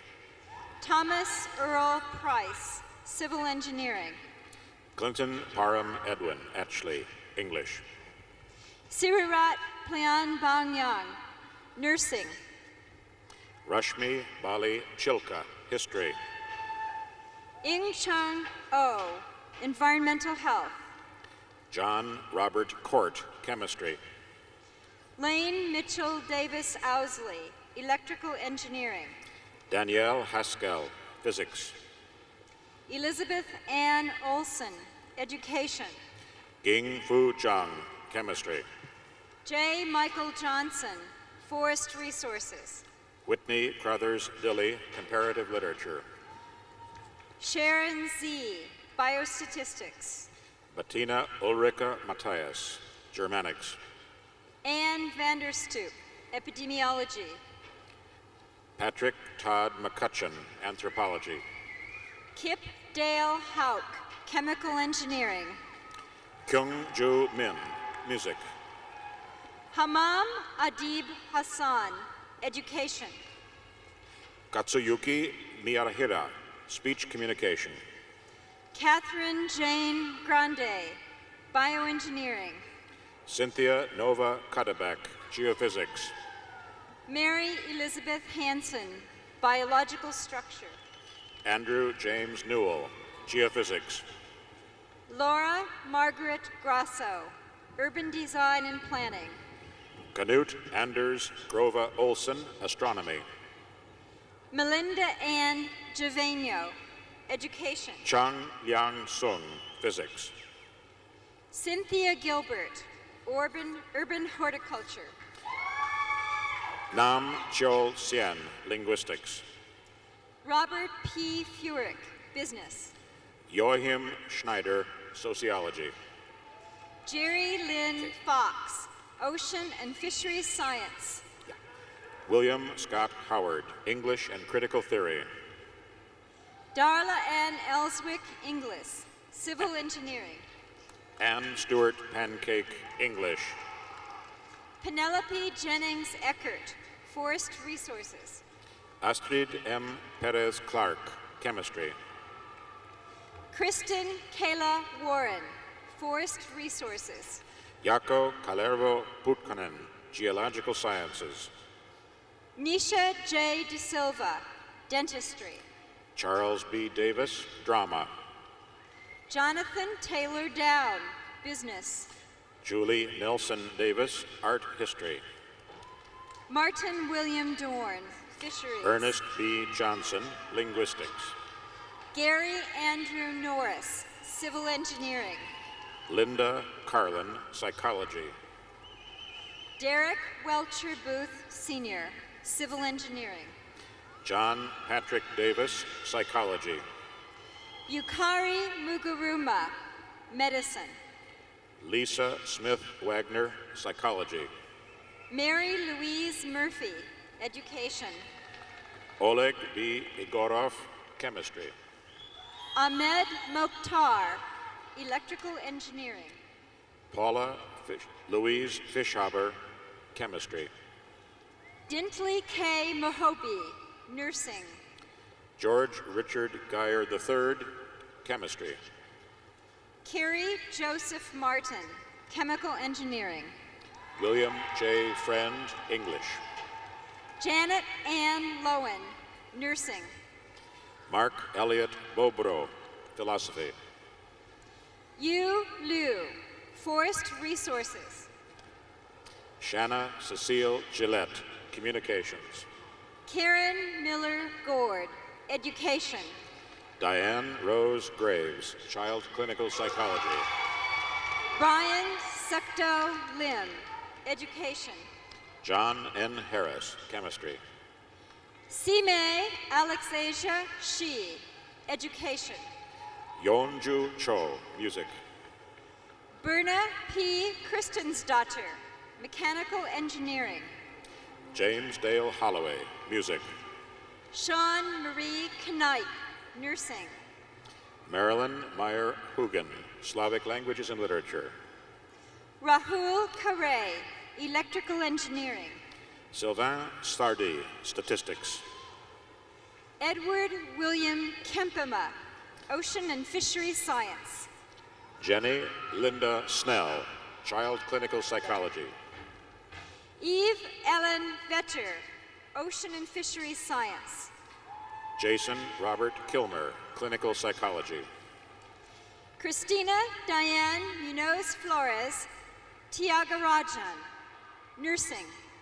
Eve Christine Cheney, English. Marjorie Joan Wells, Nursing. Leah Mogford Spence, English. Gigi DeVault, Education. Donna Ambrosi, Education. Shelley Rael Dennis, Bioengineering. Tasha Jean Souza, Speech Communication. Kirill V. Delyagan, Aeronautics and Astronautics. Jeffrey David Kirsten Grip, Speech Communication. Murat Bilgin, Aeronautical Engineering. William Scott Starkey, Economics. William G. Davids, Civil Engineering. Eric J. Stolnitz, Applied Mathematics. Walter John Docksher, Mechanical Engineering. Paul William Taylor, Communications. Maria Matthews Daines, Nutritional Sciences. Jeffrey Michael Thompson, Physics. Stephen David Corey, Electrical Engineering. Tanya Louise Thresher, Scandinavian Language and Literature. Patricia May Chandler, Education. Siri G. Tuttle, Linguistics. Chi King Chan, Electrical Engineering. Tamara L. Underreiner, Drama. Lauren Jill Bricker, Computer Science and Engineering. Lloyd Allen Jansen, Political Science. Soha Hassoun, Computer Science and Engineering. Sarah E. Van Fleet, Anthropology. Michael Van Hilst, Computer Science and Engineering. Loy Man Vu, Sociology. Chin Shao Han, Computer Engineering. Anthony Price Goodson, Physics. Anthony Craig Barrett, Computer Science and Engineering. Andreas Wiegmann, Mathematics. Christopher Hakan Basoglu, Electrical Engineering. Chung Han Kim, Economics. Barbara Janet Alsdorf, Educational Psychology. Ronald Cole, Music. Chet Hedden, Education. Changwei Gao, Electrical Engineering. Mingguo Hong, Electrical Engineering. Jeffrey A. Munson, Child Clinical Psychology. John E. Hokinson, Epidemiology. Kwai Julianne Kendall Grove, Child Clinical Psychology. Moffitt Lee Cable, Public Health and Community Medicine. Julie Ann Osterling, Child Clinical Psychology. Anne Ellen Schmirer, Bioengineering. David Randall Hessel, Child Clinical Psychology. Erica Ellen Johnston, Chemical Engineering. Robert Allen Farrow, Psychology. Aldo Nicholas Palmisano, Fisheries. Michael Allen Leskovar, Physics. Satyadev V. Upala, Electrical Engineering. John Amos Marston, Anthropology. Jia Wei, Pharmacology. Mark Douglas Hoyler, Geography. Shadong Li, Electrical Engineering. Michael Craig Jacobson, Chemistry. Kyung Ji, Electrical Engineering. Andrew Peter Killick, Music. Yun S. Zheng, Aeronautical and Astronautical Engineering. Sarah Steen, Sociology. Lorraine K. Hum, Pharmacy. Kristen Ann Bates, Sociology. Shin Chi Ping, Mechanical Engineering. Kyung Sun Chi, Music. Shi Wan Lee, Civil Engineering. Yong Kil Jeong, Linguistics. Dong Lok Kim, Electrical Engineering. Cynthia Suzanne Peteau Wicks, Comparative Literature. Young J. Lim, Electrical Engineering. John Raymond Dennis, Physics. Kyung Im Son, Electrical Engineering. Michelle Renee Winschatz, Speech Communication.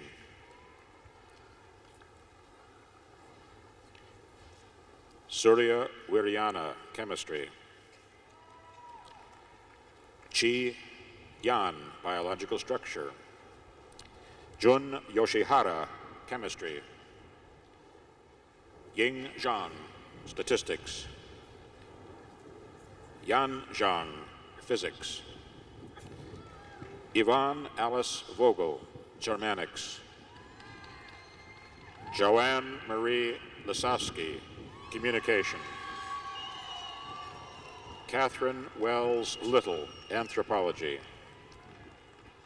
Jose Luis Martinez Morales, Mathematics. Oscar John Bandelin, History. T. David Kerp, History. John Christopher Eby, History. John David Bladek, History. Shatatru Sen, History. Matthew Joseph Wime, History. Xiaoping Tseng, Electrical Engineering. Hans Peter Breudel, History.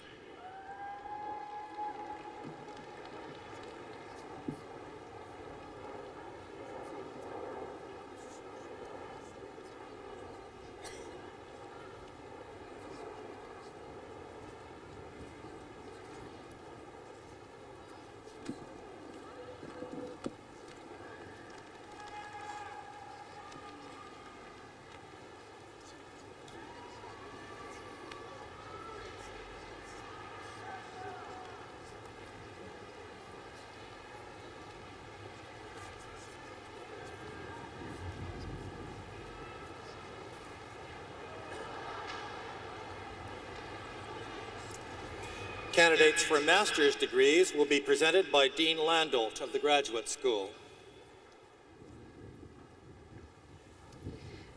Candidates for the various master's degrees will please rise as their degrees are named and then remain standing.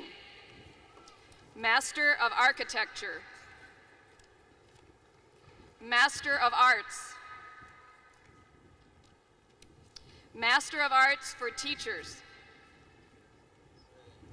Master of Arts in International Studies, Master of Business Administration, Master of Fine Arts, Master of Forest Resources, Master of Laws, Master of Library and Information Science, Master of Marine Affairs, Master of Music, Master of Nursing, Master of Physical Therapy, Master of Public Health, Master of Science in Aeronautics and Astronautics, Master of Science in Civil Engineering, Master of Science in Construction Management, Master of Science in Electrical Engineering, Master of Science in Engineering, Master of Science in Mechanical Engineering, Master of Science, Master of Social Work, Master of Urban Planning. Mr. President, I would like to introduce Dean Alan D. Glenn of the College of Education to introduce the master's candidates from that college. Candidates for the degree of Master of Education will please rise with the other master's candidates. Mr. President, I would like to introduce Dean Mark Lindenberg of the Graduate School of Public Affairs to introduce the master's candidates from that school. Candidates for the degree of Master of Public Administration in the Graduate School of Public Affairs will please rise with the other candidates. Mr. President, on behalf of the deans of the schools and colleges and the graduate faculty, I am honored to present these candidates to receive their respective master's degrees. On behalf of the regents and the graduate faculty, I am pleased to confer upon each of you your master's degree. Congratulations. Your university is very proud of you. You will be presented today with a memento of this graduation exercise. Please come forward.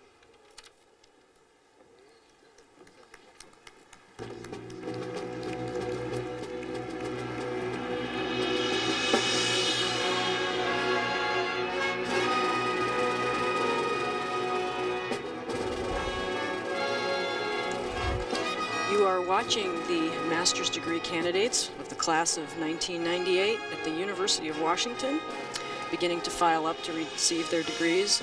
Almost 2,000 of these master's degrees are being awarded today. And while this portion of the event is underway, we're going to have a chance to learn more about this first at the University of Washington from the wizard, to use Pam's term, who organized these ceremonies. He is Norm Arkins, Associate Vice President and Executive Director of University Relations.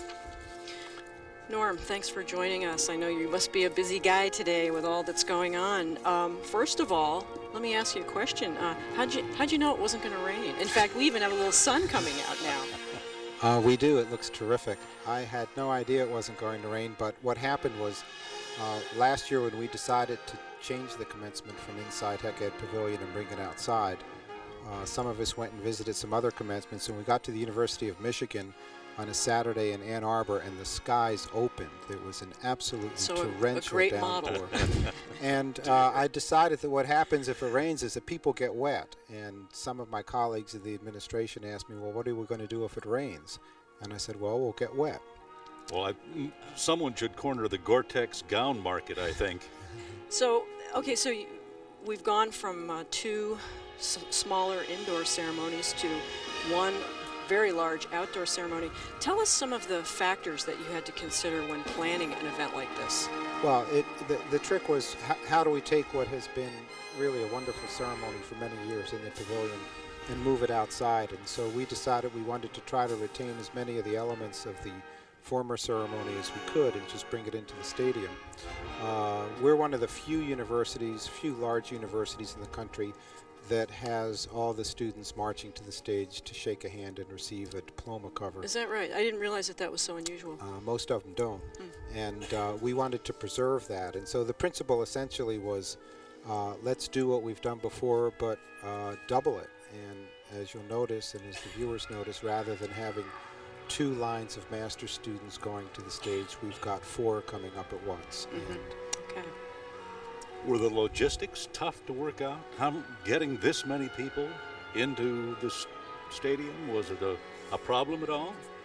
Not any tougher than it is in the pavilion. The principle is essentially sheep herding.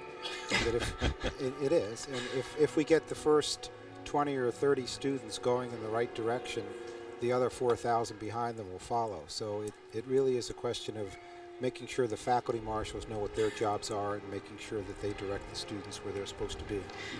Go ahead, Pat. Oh, I was going to say, I see one thing that you had to do was protect the football field. Right. And we have an artificial turf, and we consulted with the turf manufacturers about putting chairs and having them sit out on the turf for 4 or 5 hours, and we're advised to procure a cover. And so we had to purchase a cover which protects the turf, and it looks great. Yeah, and it does. It's worked out quite well. That's great. Something of a related note here. I'm not sure who chooses commencement speakers, but the choice this year, if you're involved in that, congratulations. Well, Jim Lair just had some very excellent things to say. I think he did a great job. And we have a committee called the Public Exercises Committee that includes faculty and staff and students.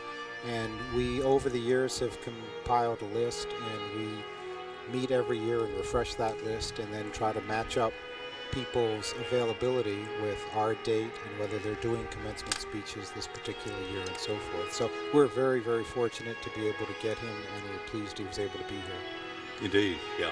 Good words and well pronounced, as they say in Shakespeare 101, isn't it? Right, and I probably heard him in a bus station somewhere. So this is a permanent condition, even when Heck Ed is remodeled? Well, next year, of course, Heck Ed will be under remodeling. We are, as far as I know, we'll stay out here, and we intend to make this the new tradition for commencement. I hope that we continue to have the level of participation we have from our students. We have a pretty high level of participation, and as long as students are interested in coming to commencement, we want to provide enough space for their family and friends and guests to come. So we'll be out here for a long time, I hope. Excellent. Thanks very much, Norm. You're welcome. Norm Arkins, Associate Vice President and Executive Director of University Relations. Are listed in the commencement program. Candidates for bachelor's degrees in the College of Arts and Sciences will be presented to you, Mr. President, by Dean John Simpson.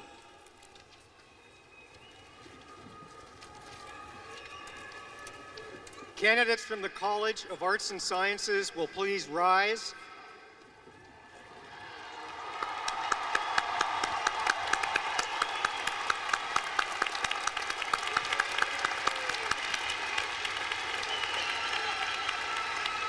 Mr. President, I have the honor and the privilege to present these candidates for the degrees of Bachelor of Arts, Bachelor of Fine Arts, Bachelor of Music, and Bachelor of Science, and I recommend that all who fulfilled the requirements of the College of Arts and Sciences be awarded their bachelor's degrees. Candidates from the College of Arts and Sciences will please be seated. We learned a few days ago that Dean John Simpson will be leaving the UW to become Executive Vice Chancellor, the equivalent of our provost at the University of California, Santa Cruz. We are still coping with this news. Dean Simpson has spent his entire professional career here at the University of Washington, and for the last 4 years he has provided distinguished leadership to the university's largest college. We know this was a difficult decision for John, but he's been offered a wonderful opportunity, and we send him off with regrets, with thanks for everything he's given to this university, and with our very best wishes.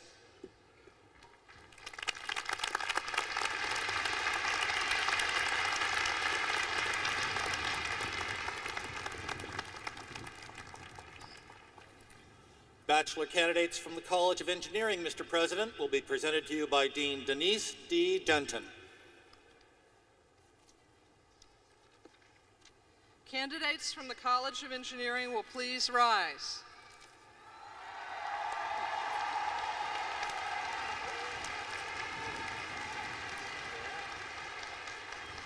It gives me great pleasure, Mr. President, to present these candidates of the College of Engineering, of whom I am most proud, for the degrees of Bachelor of Science, Bachelor of Science in Engineering, Bachelor of Science in Aeronautical and Astronautical, Ceramic, Civil, Chemical, Computer, Electrical, Industrial, Mechanical, and Metallurgical Engineering, and Bachelor of Science in Technical Communication. I recommend that all who have fulfilled the requirements of the College of Engineering be awarded their bachelor's degrees. Before the engineers are seated, I would like to reinforce the President's earlier comments by acknowledging that I would absolutely not be standing here today as the first woman dean of engineering at a major university in the United States of America without the enforcement of the federal statutes on affirmative action from the 1960s to the present day.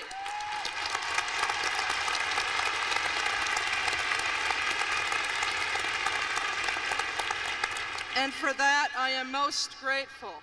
Thank you. The engineering graduates will please be seated.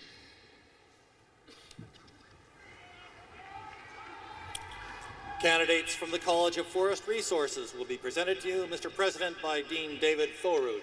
Will candidates from the College of Forest Resources please rise?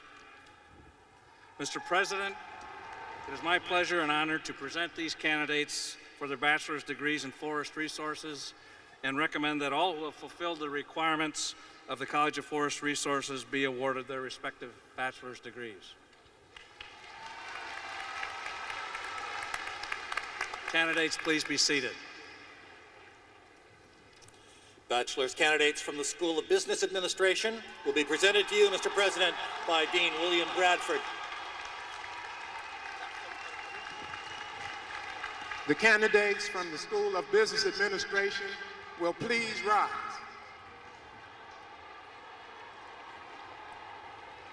Mr. President, it is with much pleasure that I present these candidates for bachelor's degrees in the School of Business Administration and recommend that all who have fulfilled the requirements of the School of Business Administration be awarded their respective degrees. Candidates will please be seated.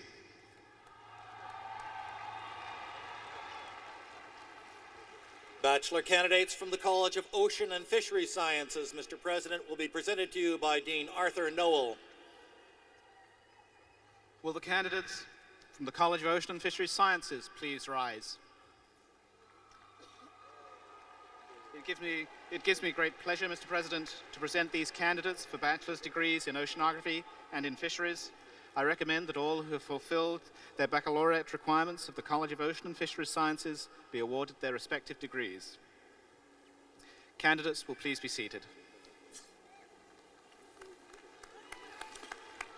Bachelor candidates from the School of Nursing will be presented, Mr. President, by Dean Sue Hedgevery. Candidates for bachelor's degrees from the School of Nursing will please rise. President McCormick, on behalf of the faculty of the School of Nursing, I am pleased and proud to present the candidates for bachelor's degrees in nursing. I recommend that all who have fulfilled the requirements of the School of Nursing be awarded their respective degrees. Candidates, please be seated. After 12 years at the head of the university's outstanding School of Nursing, Dean Sue Hedgevery is stepping down as dean to return to teaching and research. During every year of Dean Hedgevery's tenure, this university has had the top-ranked School of Nursing in the nation.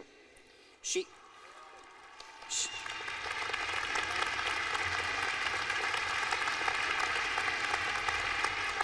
has also overseen the creation of 2 new fine nursing programs on our Bothell and Tacoma campuses. Please join me in recognizing Dean Sue Hedgevery's outstanding leadership and accomplishments.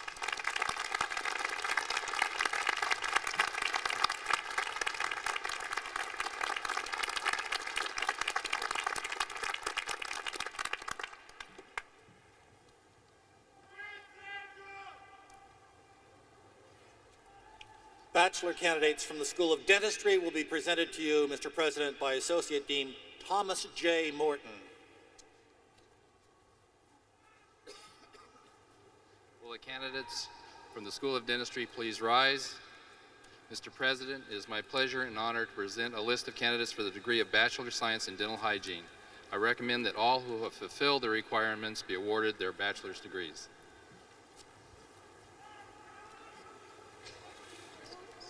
Bachelor candidates from the College of Architecture and Urban Planning will be presented to you, Mr. President, by Dean Jerry V. Finrow. Will the candidates from the College of Architecture and Urban Planning please rise? Mr. President, it is indeed an honor and distinction to present these candidates for bachelor's degrees in architecture, in landscape architecture, in construction management, and in community and environmental planning, and to recommend that all who have fulfilled the requirements of the College of Architecture and Urban Planning be awarded their respective bachelor degrees. Will candidates please be seated? Bachelor candidates from the School of Medicine will be presented to you, Mr. President, by Associate Dean D. Daniel Hunt. Will the bachelor candidates from the School of Medicine please stand? Mr. President, it is my privilege to present to you the specialized degrees in physical therapy, occupational therapy, medical technology, prosthetics, orthotics, and clinical health services. Many of these degrees are being presented at absentia today as candidates have already taken positions around the country. Candidates may be seated. Candidates from the School of Social Work will be presented to you, Mr. President, by Associate Dean Mary Gilmore. The candidates from the School of Social Work will please rise. Mr. President, it is my pleasure and honor to present these candidates for their bachelor degrees in social welfare and recommend that all who have fulfilled the requirements of the School of Social Work be awarded their respective bachelor degrees. Candidates will please be seated.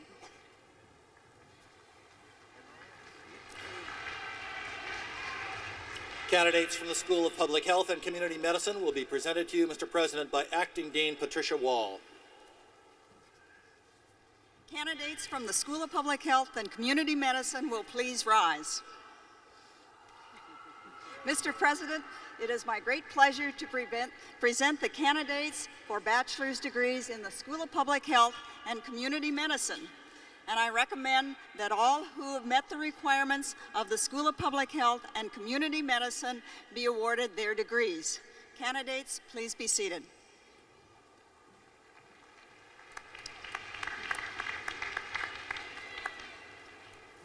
All bachelor candidates from all schools and colleges just presented will please rise.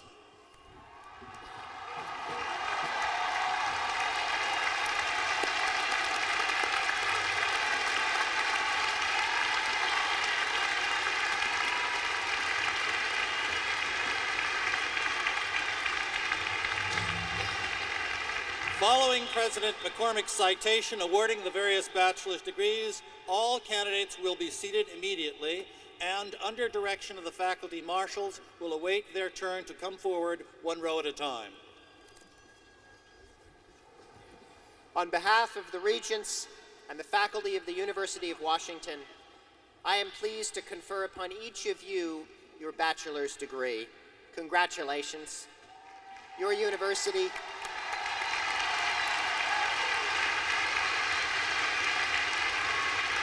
Your university is very proud of you.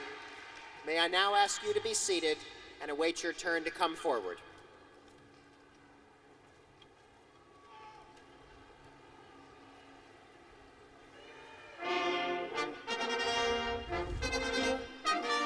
And here they are, the undergraduates of the class of 1998. I'm Pam Stewart, and this is continuing coverage of the 123rd Commencement from the University of Washington, coming to you live from Husky Stadium in Seattle on UWTV, cable channel 27. And I'm Jim Stutzman. It is a grand day for these students. The passing out ceremony, in a manner of speaking, the culmination of a lot of hard and rewarding work, long hours, probably crummy food. Sounds like a terrible combination, but it will stay with these graduates for a good part of their lives. And while we watch this part of graduation, we're going to be talking with a university administrator.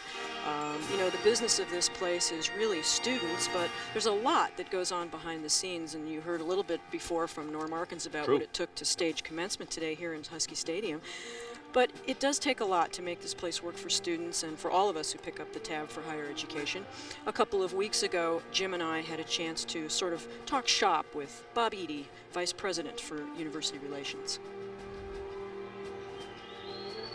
Do you think the public has a grasp of what university relations is all about? Well, I don't really care that the public understands my particular office. What we care about is that they understand the university better. And so we could organize ourselves however we wish to, but what's really important is that the public understand the value of having an institution like this in this state. Well, that's actually a good jumping off point for a question that I have, and it has to do with the public being able to understand what we do. Now, your organization has just completed a study, I believe, in the last year or so, that involved a significant sampling of public opinion. With regard to the public's knowledge of what we are, who we are, what we do, what did your organization learn out of this study?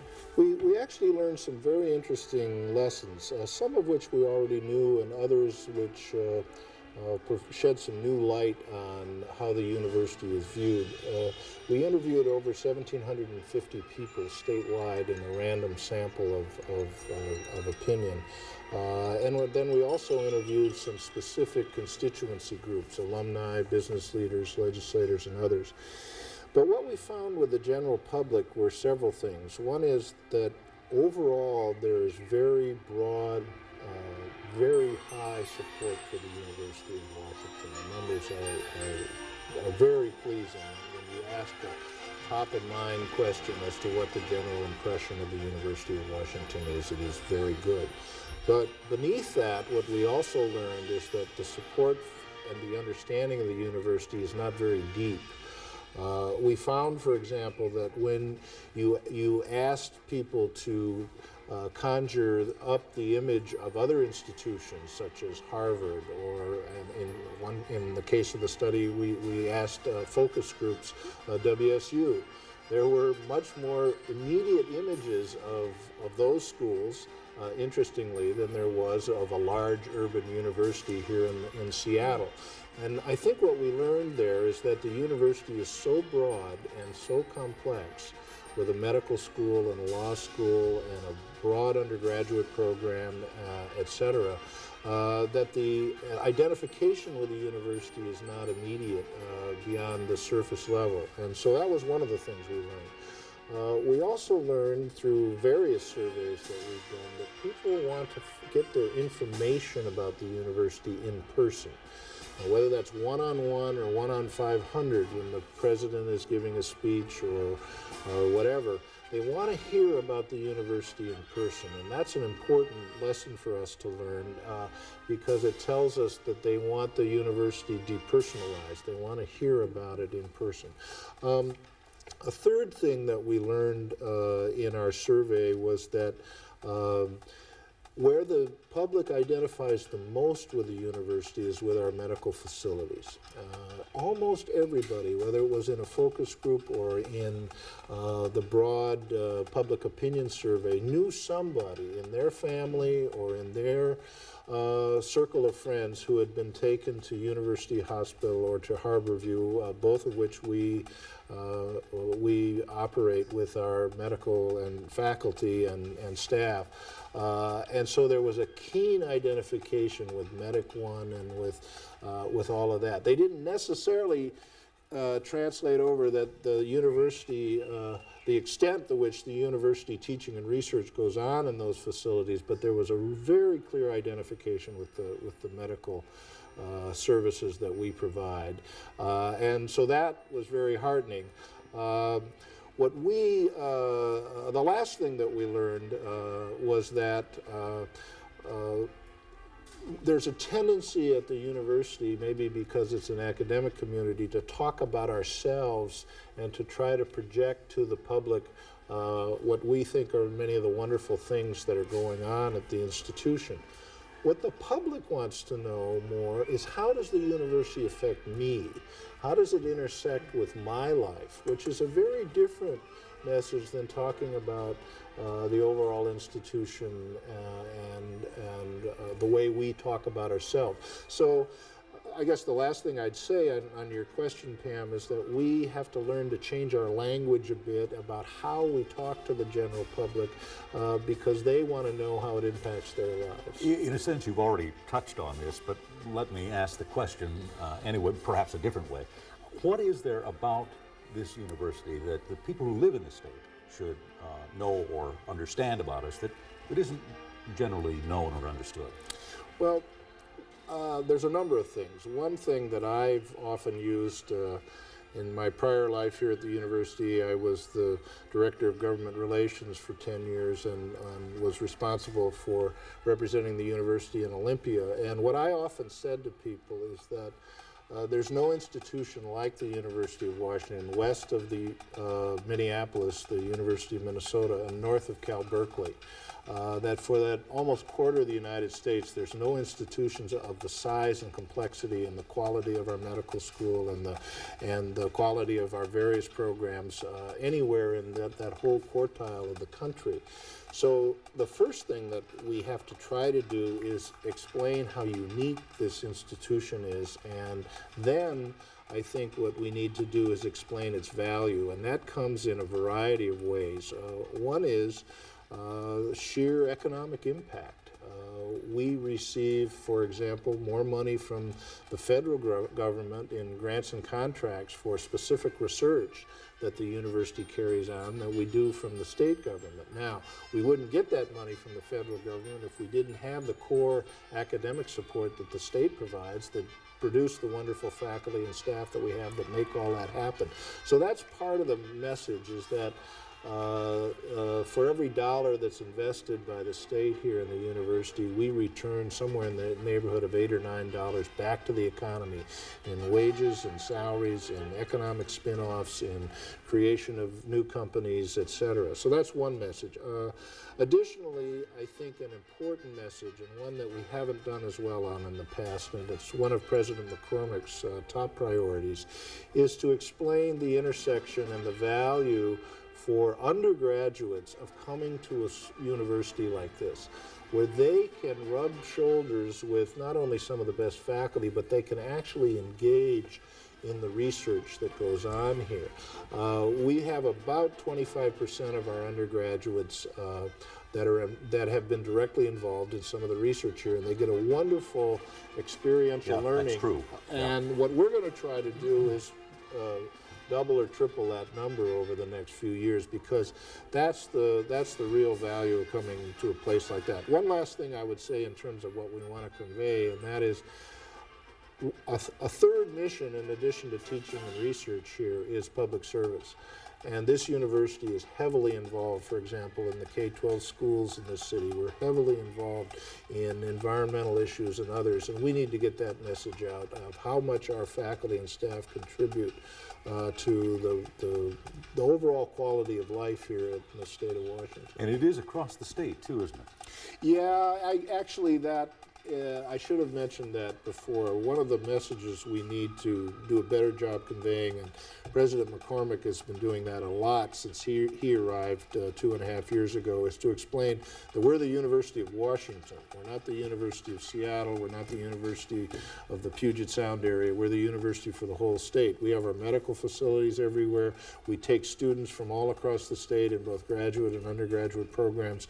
You know, our forestry and oceanography and history departments are involved with high school teachers all across the state, all those kinds of things. We need to do a better job, and so part of what we've been trying to do is get out around the state. President McCormick has traveled extensively, and wherever he goes, we've tried to give that message that we're the university for the entire state, not just for the Puget Sound area.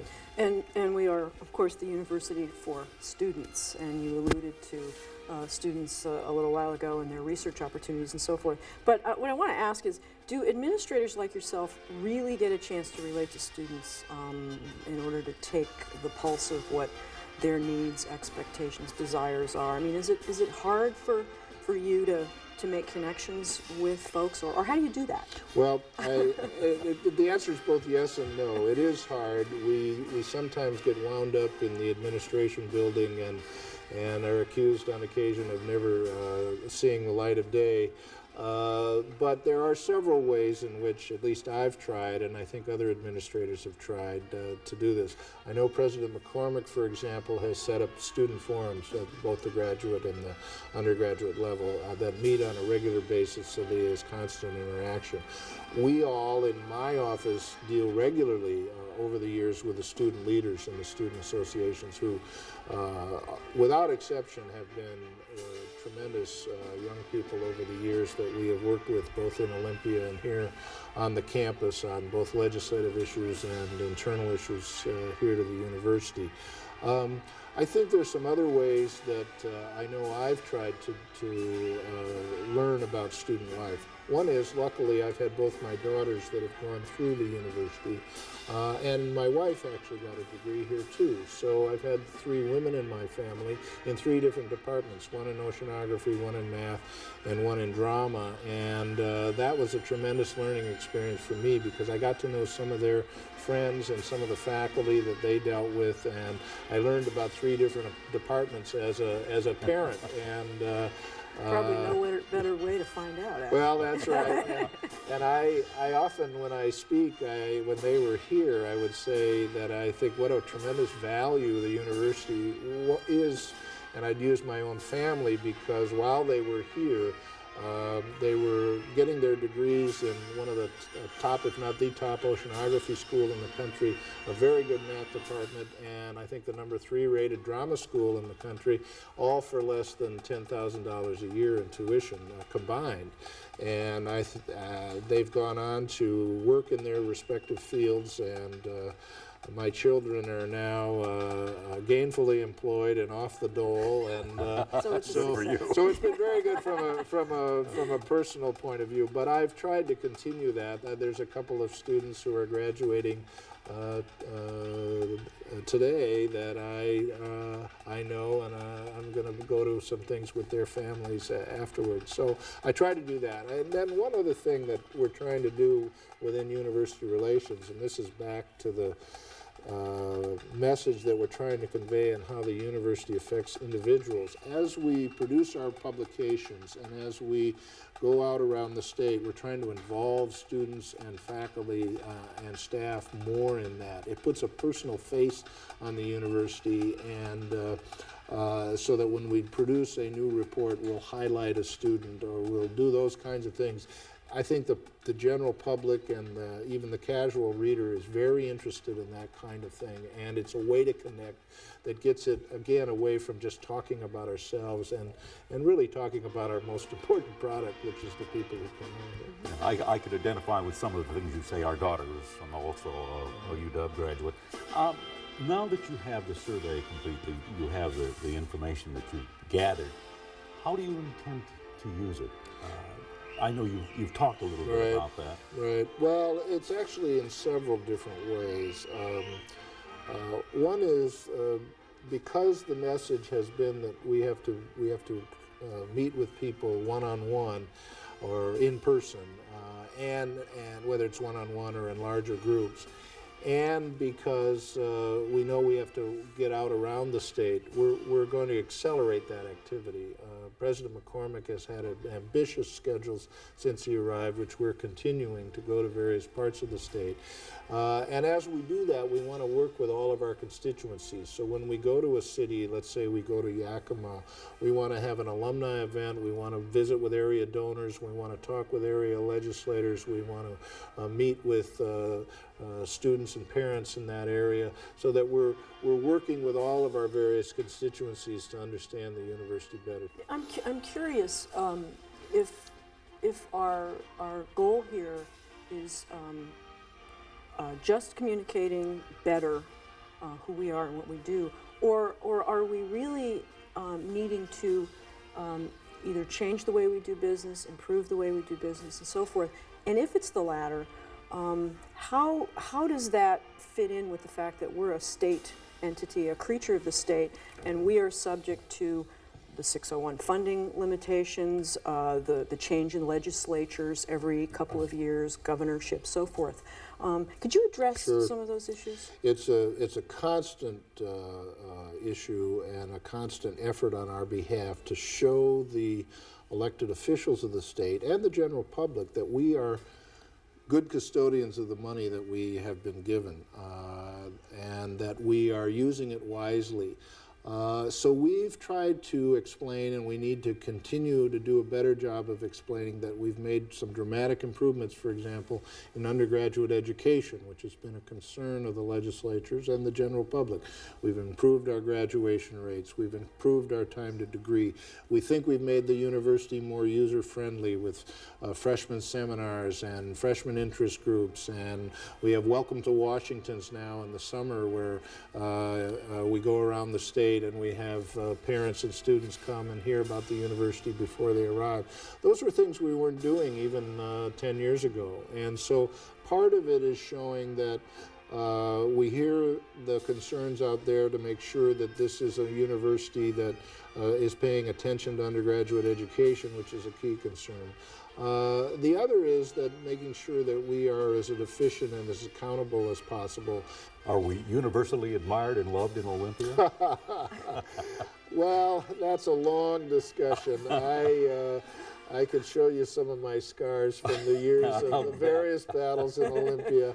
At times, I'll confess that there's a bit of a love-hate relationship with an institution as large as we are, not unlike Boeing or other institutions. But I think my goal has always been that I don't necessarily want everybody to love us. I'd like that. I think I'm a pretty good guy, and I think the university is a wonderful place, so I'd like that to be an outcome. But the more important outcome in terms of public policy issues is that they respect us. Bob, thanks very much for joining us. Bob Eady, Vice President for University Relations, on this live coverage from UWTV of Commencement 98 from the University of Washington. And we're back live with our coverage of the 123rd Commencement at the UW, and the bachelor's candidates are continuing to file up and receive their degrees.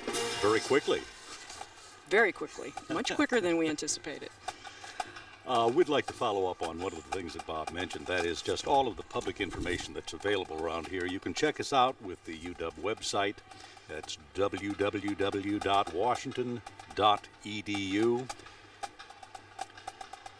And before we wrap up today's ceremonies, we would like to introduce you to another behind-the-scenes member of the University of Washington community. She is a regent, actually the president of the Board of Regents, who sees to the business of the higher education business, I guess you could put it. She is fun and she is engaged in this business. Her name is Shelley Yap, and a couple of weeks ago I had a chance to join her for a conversation. Shelley Yap, University Regent for the last 3 years now. I guess you've been there, been a regent enough time to maybe know what it takes to do that job. If, let's say, you had to write a job description, What characteristics or qualities would you put at the top of your list? Well, I think probably the most important thing that I would put at the top of my list is that you want regents who have and all of them presently do, have an abiding dedication and commitment to the interest of public higher education, seeing it in its fundamental ideals as the source of economic opportunity for individuals, economic progress for society, and a foundation for good citizenship. I think that's probably number one. You have to be patient and be willing to look for the long-term interest of the university. I think that's probably one of the things that has impressed me the most, is how important it is to think about decisions you're making today and what the ramifications are going to be off in the long term. Now, a question I was going to ask you in a little while in this interview that I want to ask you now because I'm going to play off what you just said. The regents having a long-term vision is important. Now, you're dealing with legislatures that are elected every 2 years, and that's not to say that legislators don't have long-term visions, but their tenure is a little bit shorter than yours, and I would suspect that you're in a constant process of education with the state. What are the major challenges at the state level? Well, the major challenges that the university faces at the state level are a product of the financial circumstance that the state finds itself in today. The constraint on financial resources, as reflected in the Initiative 601 spending limits, has created a situation for public higher education that is unprecedented for the university and for other public schools of higher education in the state. And that is that historically, higher education has generally suffered in bad economic times in terms of the level of public tax support to the university. In good economic times, we have benefited and we've been able to share in the prosperity of the state. With the artificial lid that is presented by Initiative 601, despite the incredible prosperity that the state has been in for several years now, higher education, including the university, is not participating in that. And the real concern that creates is what it will do to this university in the long run. I believe that we really are on the cusp, and we're beginning to see it occur, of a major brain drain at this university. And if that happens, faculty leaving, we have significant constraints on salaries. Our salaries are dropping annually relative to our major peers, and we are seeing more and more of our faculty getting offers to go elsewhere. And while this is a wonderful place to live and raise your family, and that holds a lot of people here, it's increasingly difficult as the gap widens. So if that were to occur, you have a downward spiral that occurred once, or started to occur once before to the university, where you not only lose your best faculty, but you also lose your best graduate students. And it has a debilitating effect, right, on both your research programs and your teaching programs. So I think that's one of the critical challenges facing not just the university and public higher education, but facing the state elected officials of how do they deal with those constraints. I frankly think we have got to convince the public that it is worth it to invest in public higher education and that we can afford to do so. We can't afford not to.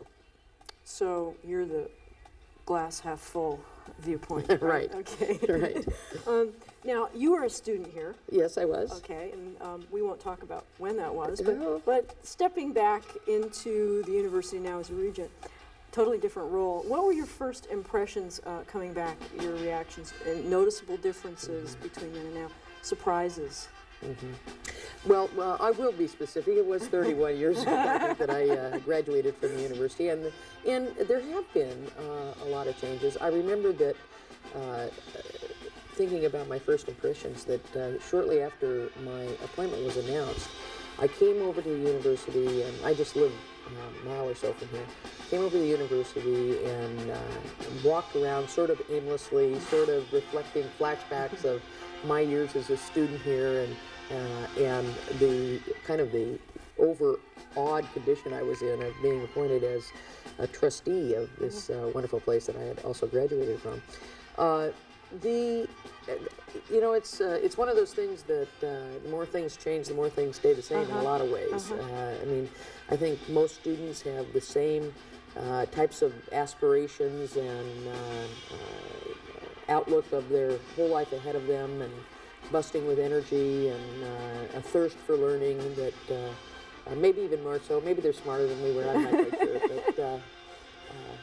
But there's been some physical change. I remember very clearly being able to look across the grassy knoll down to the fountain up to Mount Rainier from Parrington Hall, so that there wasn't an Odegaard Library, no red square. That's correct. That's so, and there have been, and that's I mean, the whole Southwest campus development.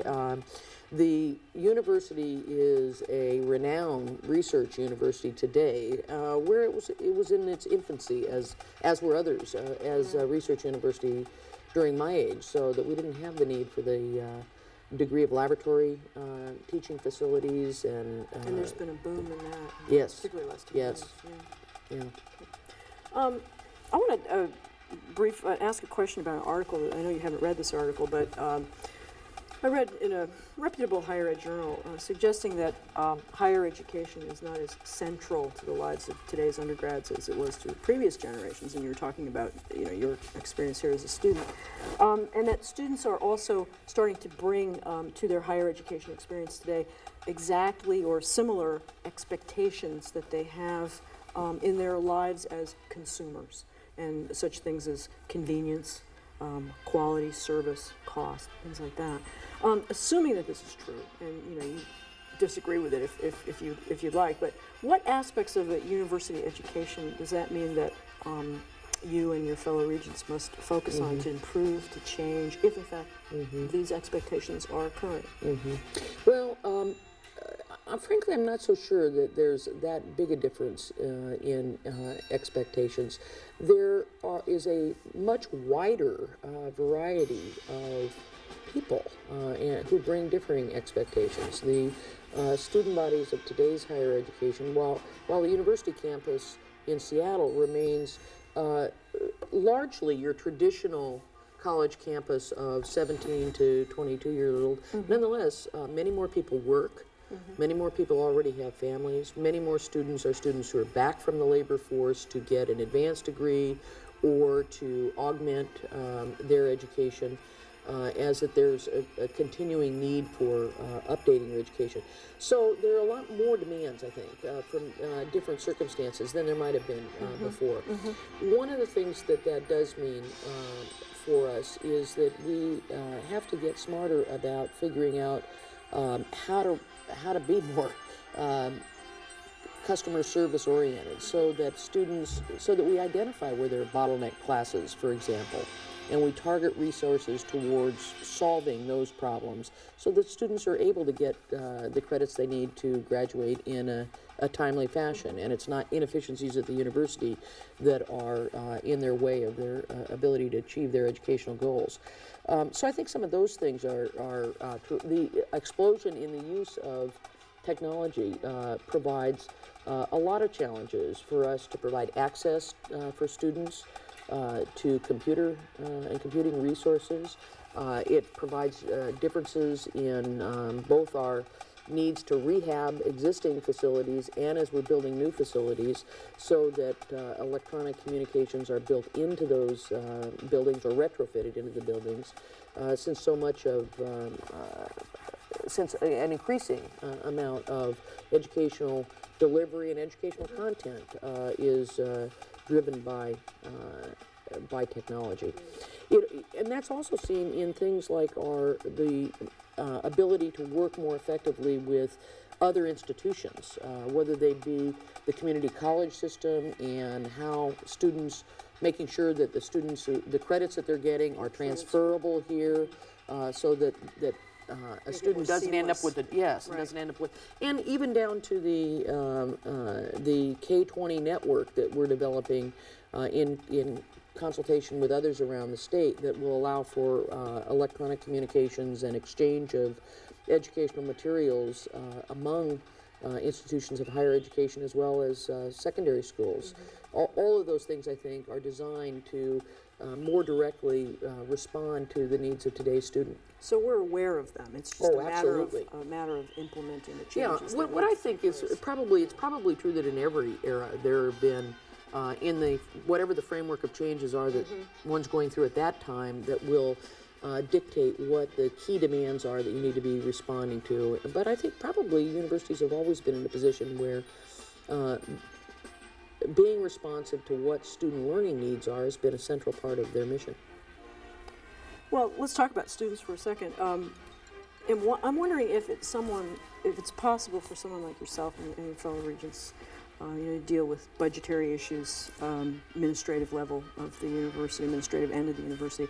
How do you really connect with the needs of today's students?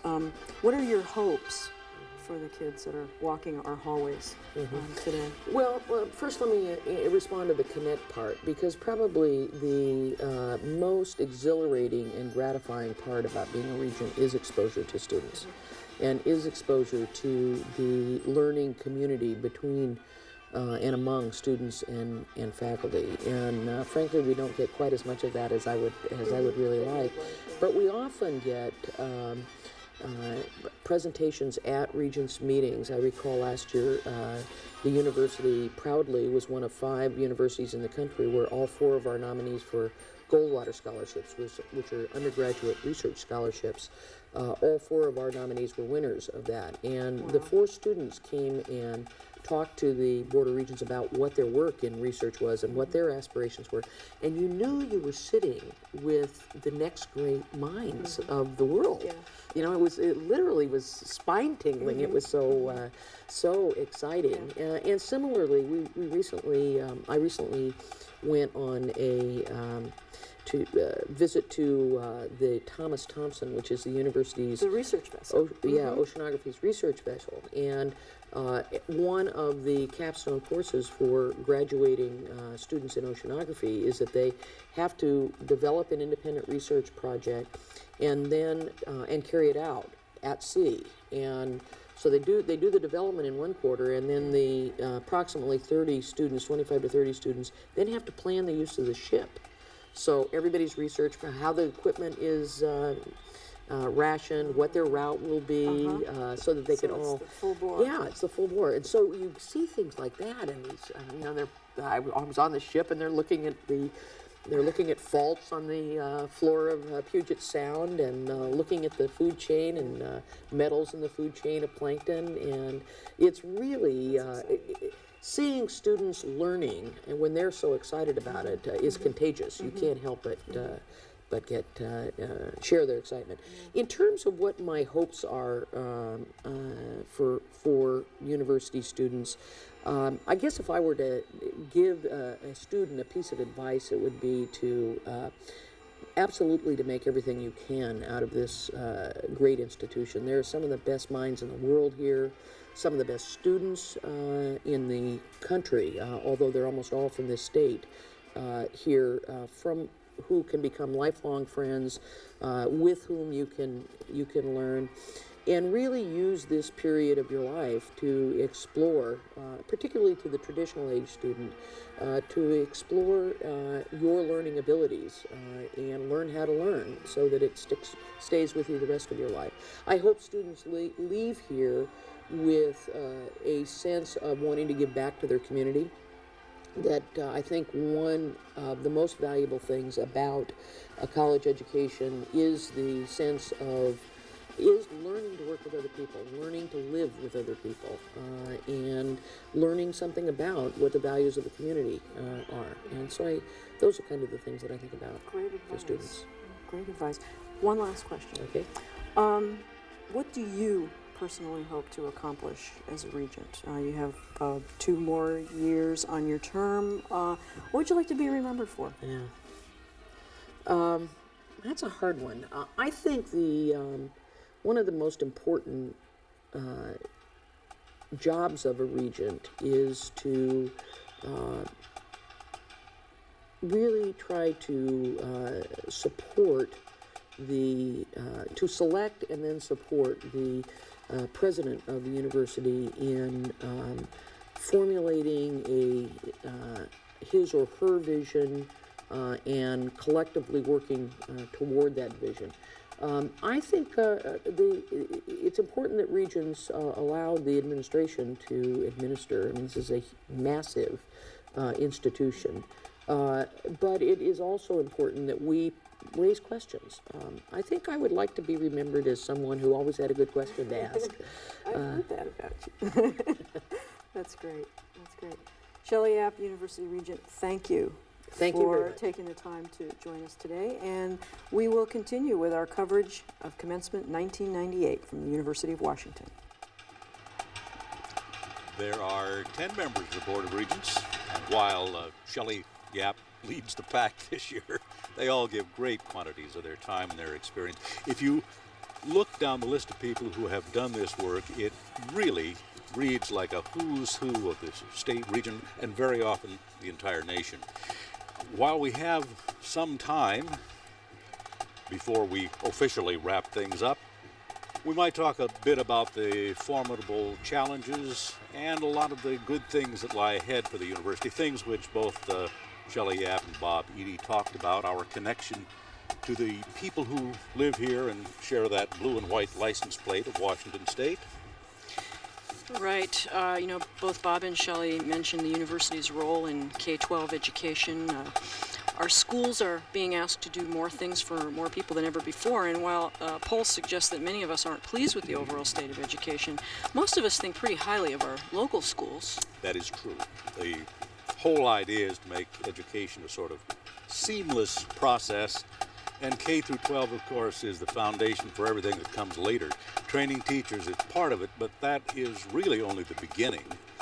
And the people working here at the University of Washington, encompassing many, many disciplines, are plugged into K-12 classrooms all over the state. A lot of students, for example, here at the University of Washington are part of the Pipelines Project, and they act as tutors and mentors in schools around Seattle. Teachers from all over Washington State come here at various times for special training, an example of how to teach math and science. They leave with skills that can turn kids on and skills that they can in turn teach other teachers. This sort of thing happens in every college, school, center, and what have you that make up the University of Washington. There are hands-on projects that help reforest vast sections of the state. Forestry folks are also coordinating a project called Nature Mapping, producing a sort of report card on Washington's biodiversity. And those mappers include fourth graders and retirees. The Washington Sea Grant Program, another example, works with coastal communities going through bad economic times.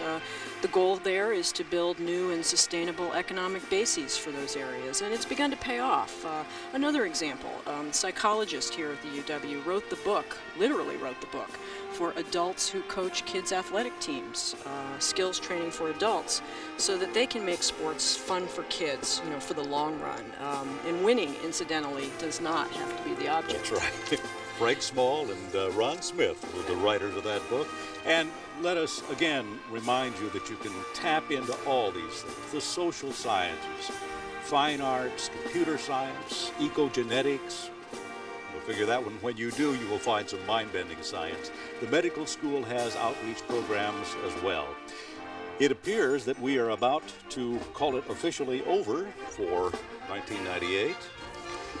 Before we do all these things, let us again remind you that we have our website available to you at www.edu.washington. Don't forget the name of the university. Let's see here, the end of the 123rd Commencement from the University of Washington nears. Before we leave you, a reminder also concerning the videotapes of today's broadcast. They are available through the university bookstore, The price is $29.95. You can order a tape by phone in the 206 area code 634-3400, extension 211. I'm Jim Stutzman. And I'm Pam Stewart. We're going to let you sit back and watch the conclusion of this ceremony. Boy, we see a lot of happy faces down there. There's a lot of celebrating going on. And the sun is out, too. What way to end things. Absolutely perfect. Thank you all again for joining us for our 1998 graduation broadcast, and we are very happy and proud to be able to present this to you as a public service by UWTV Channel 27 in Seattle.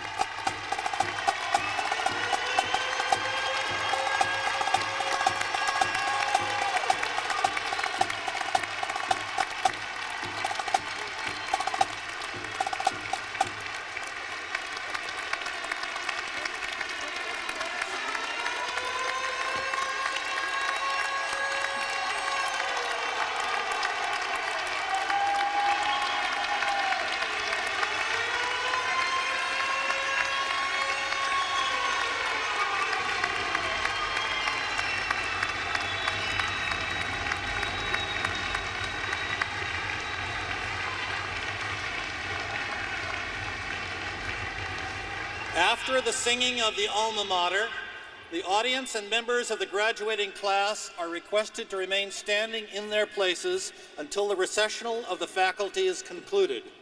The graduating class is then free to join family and friends.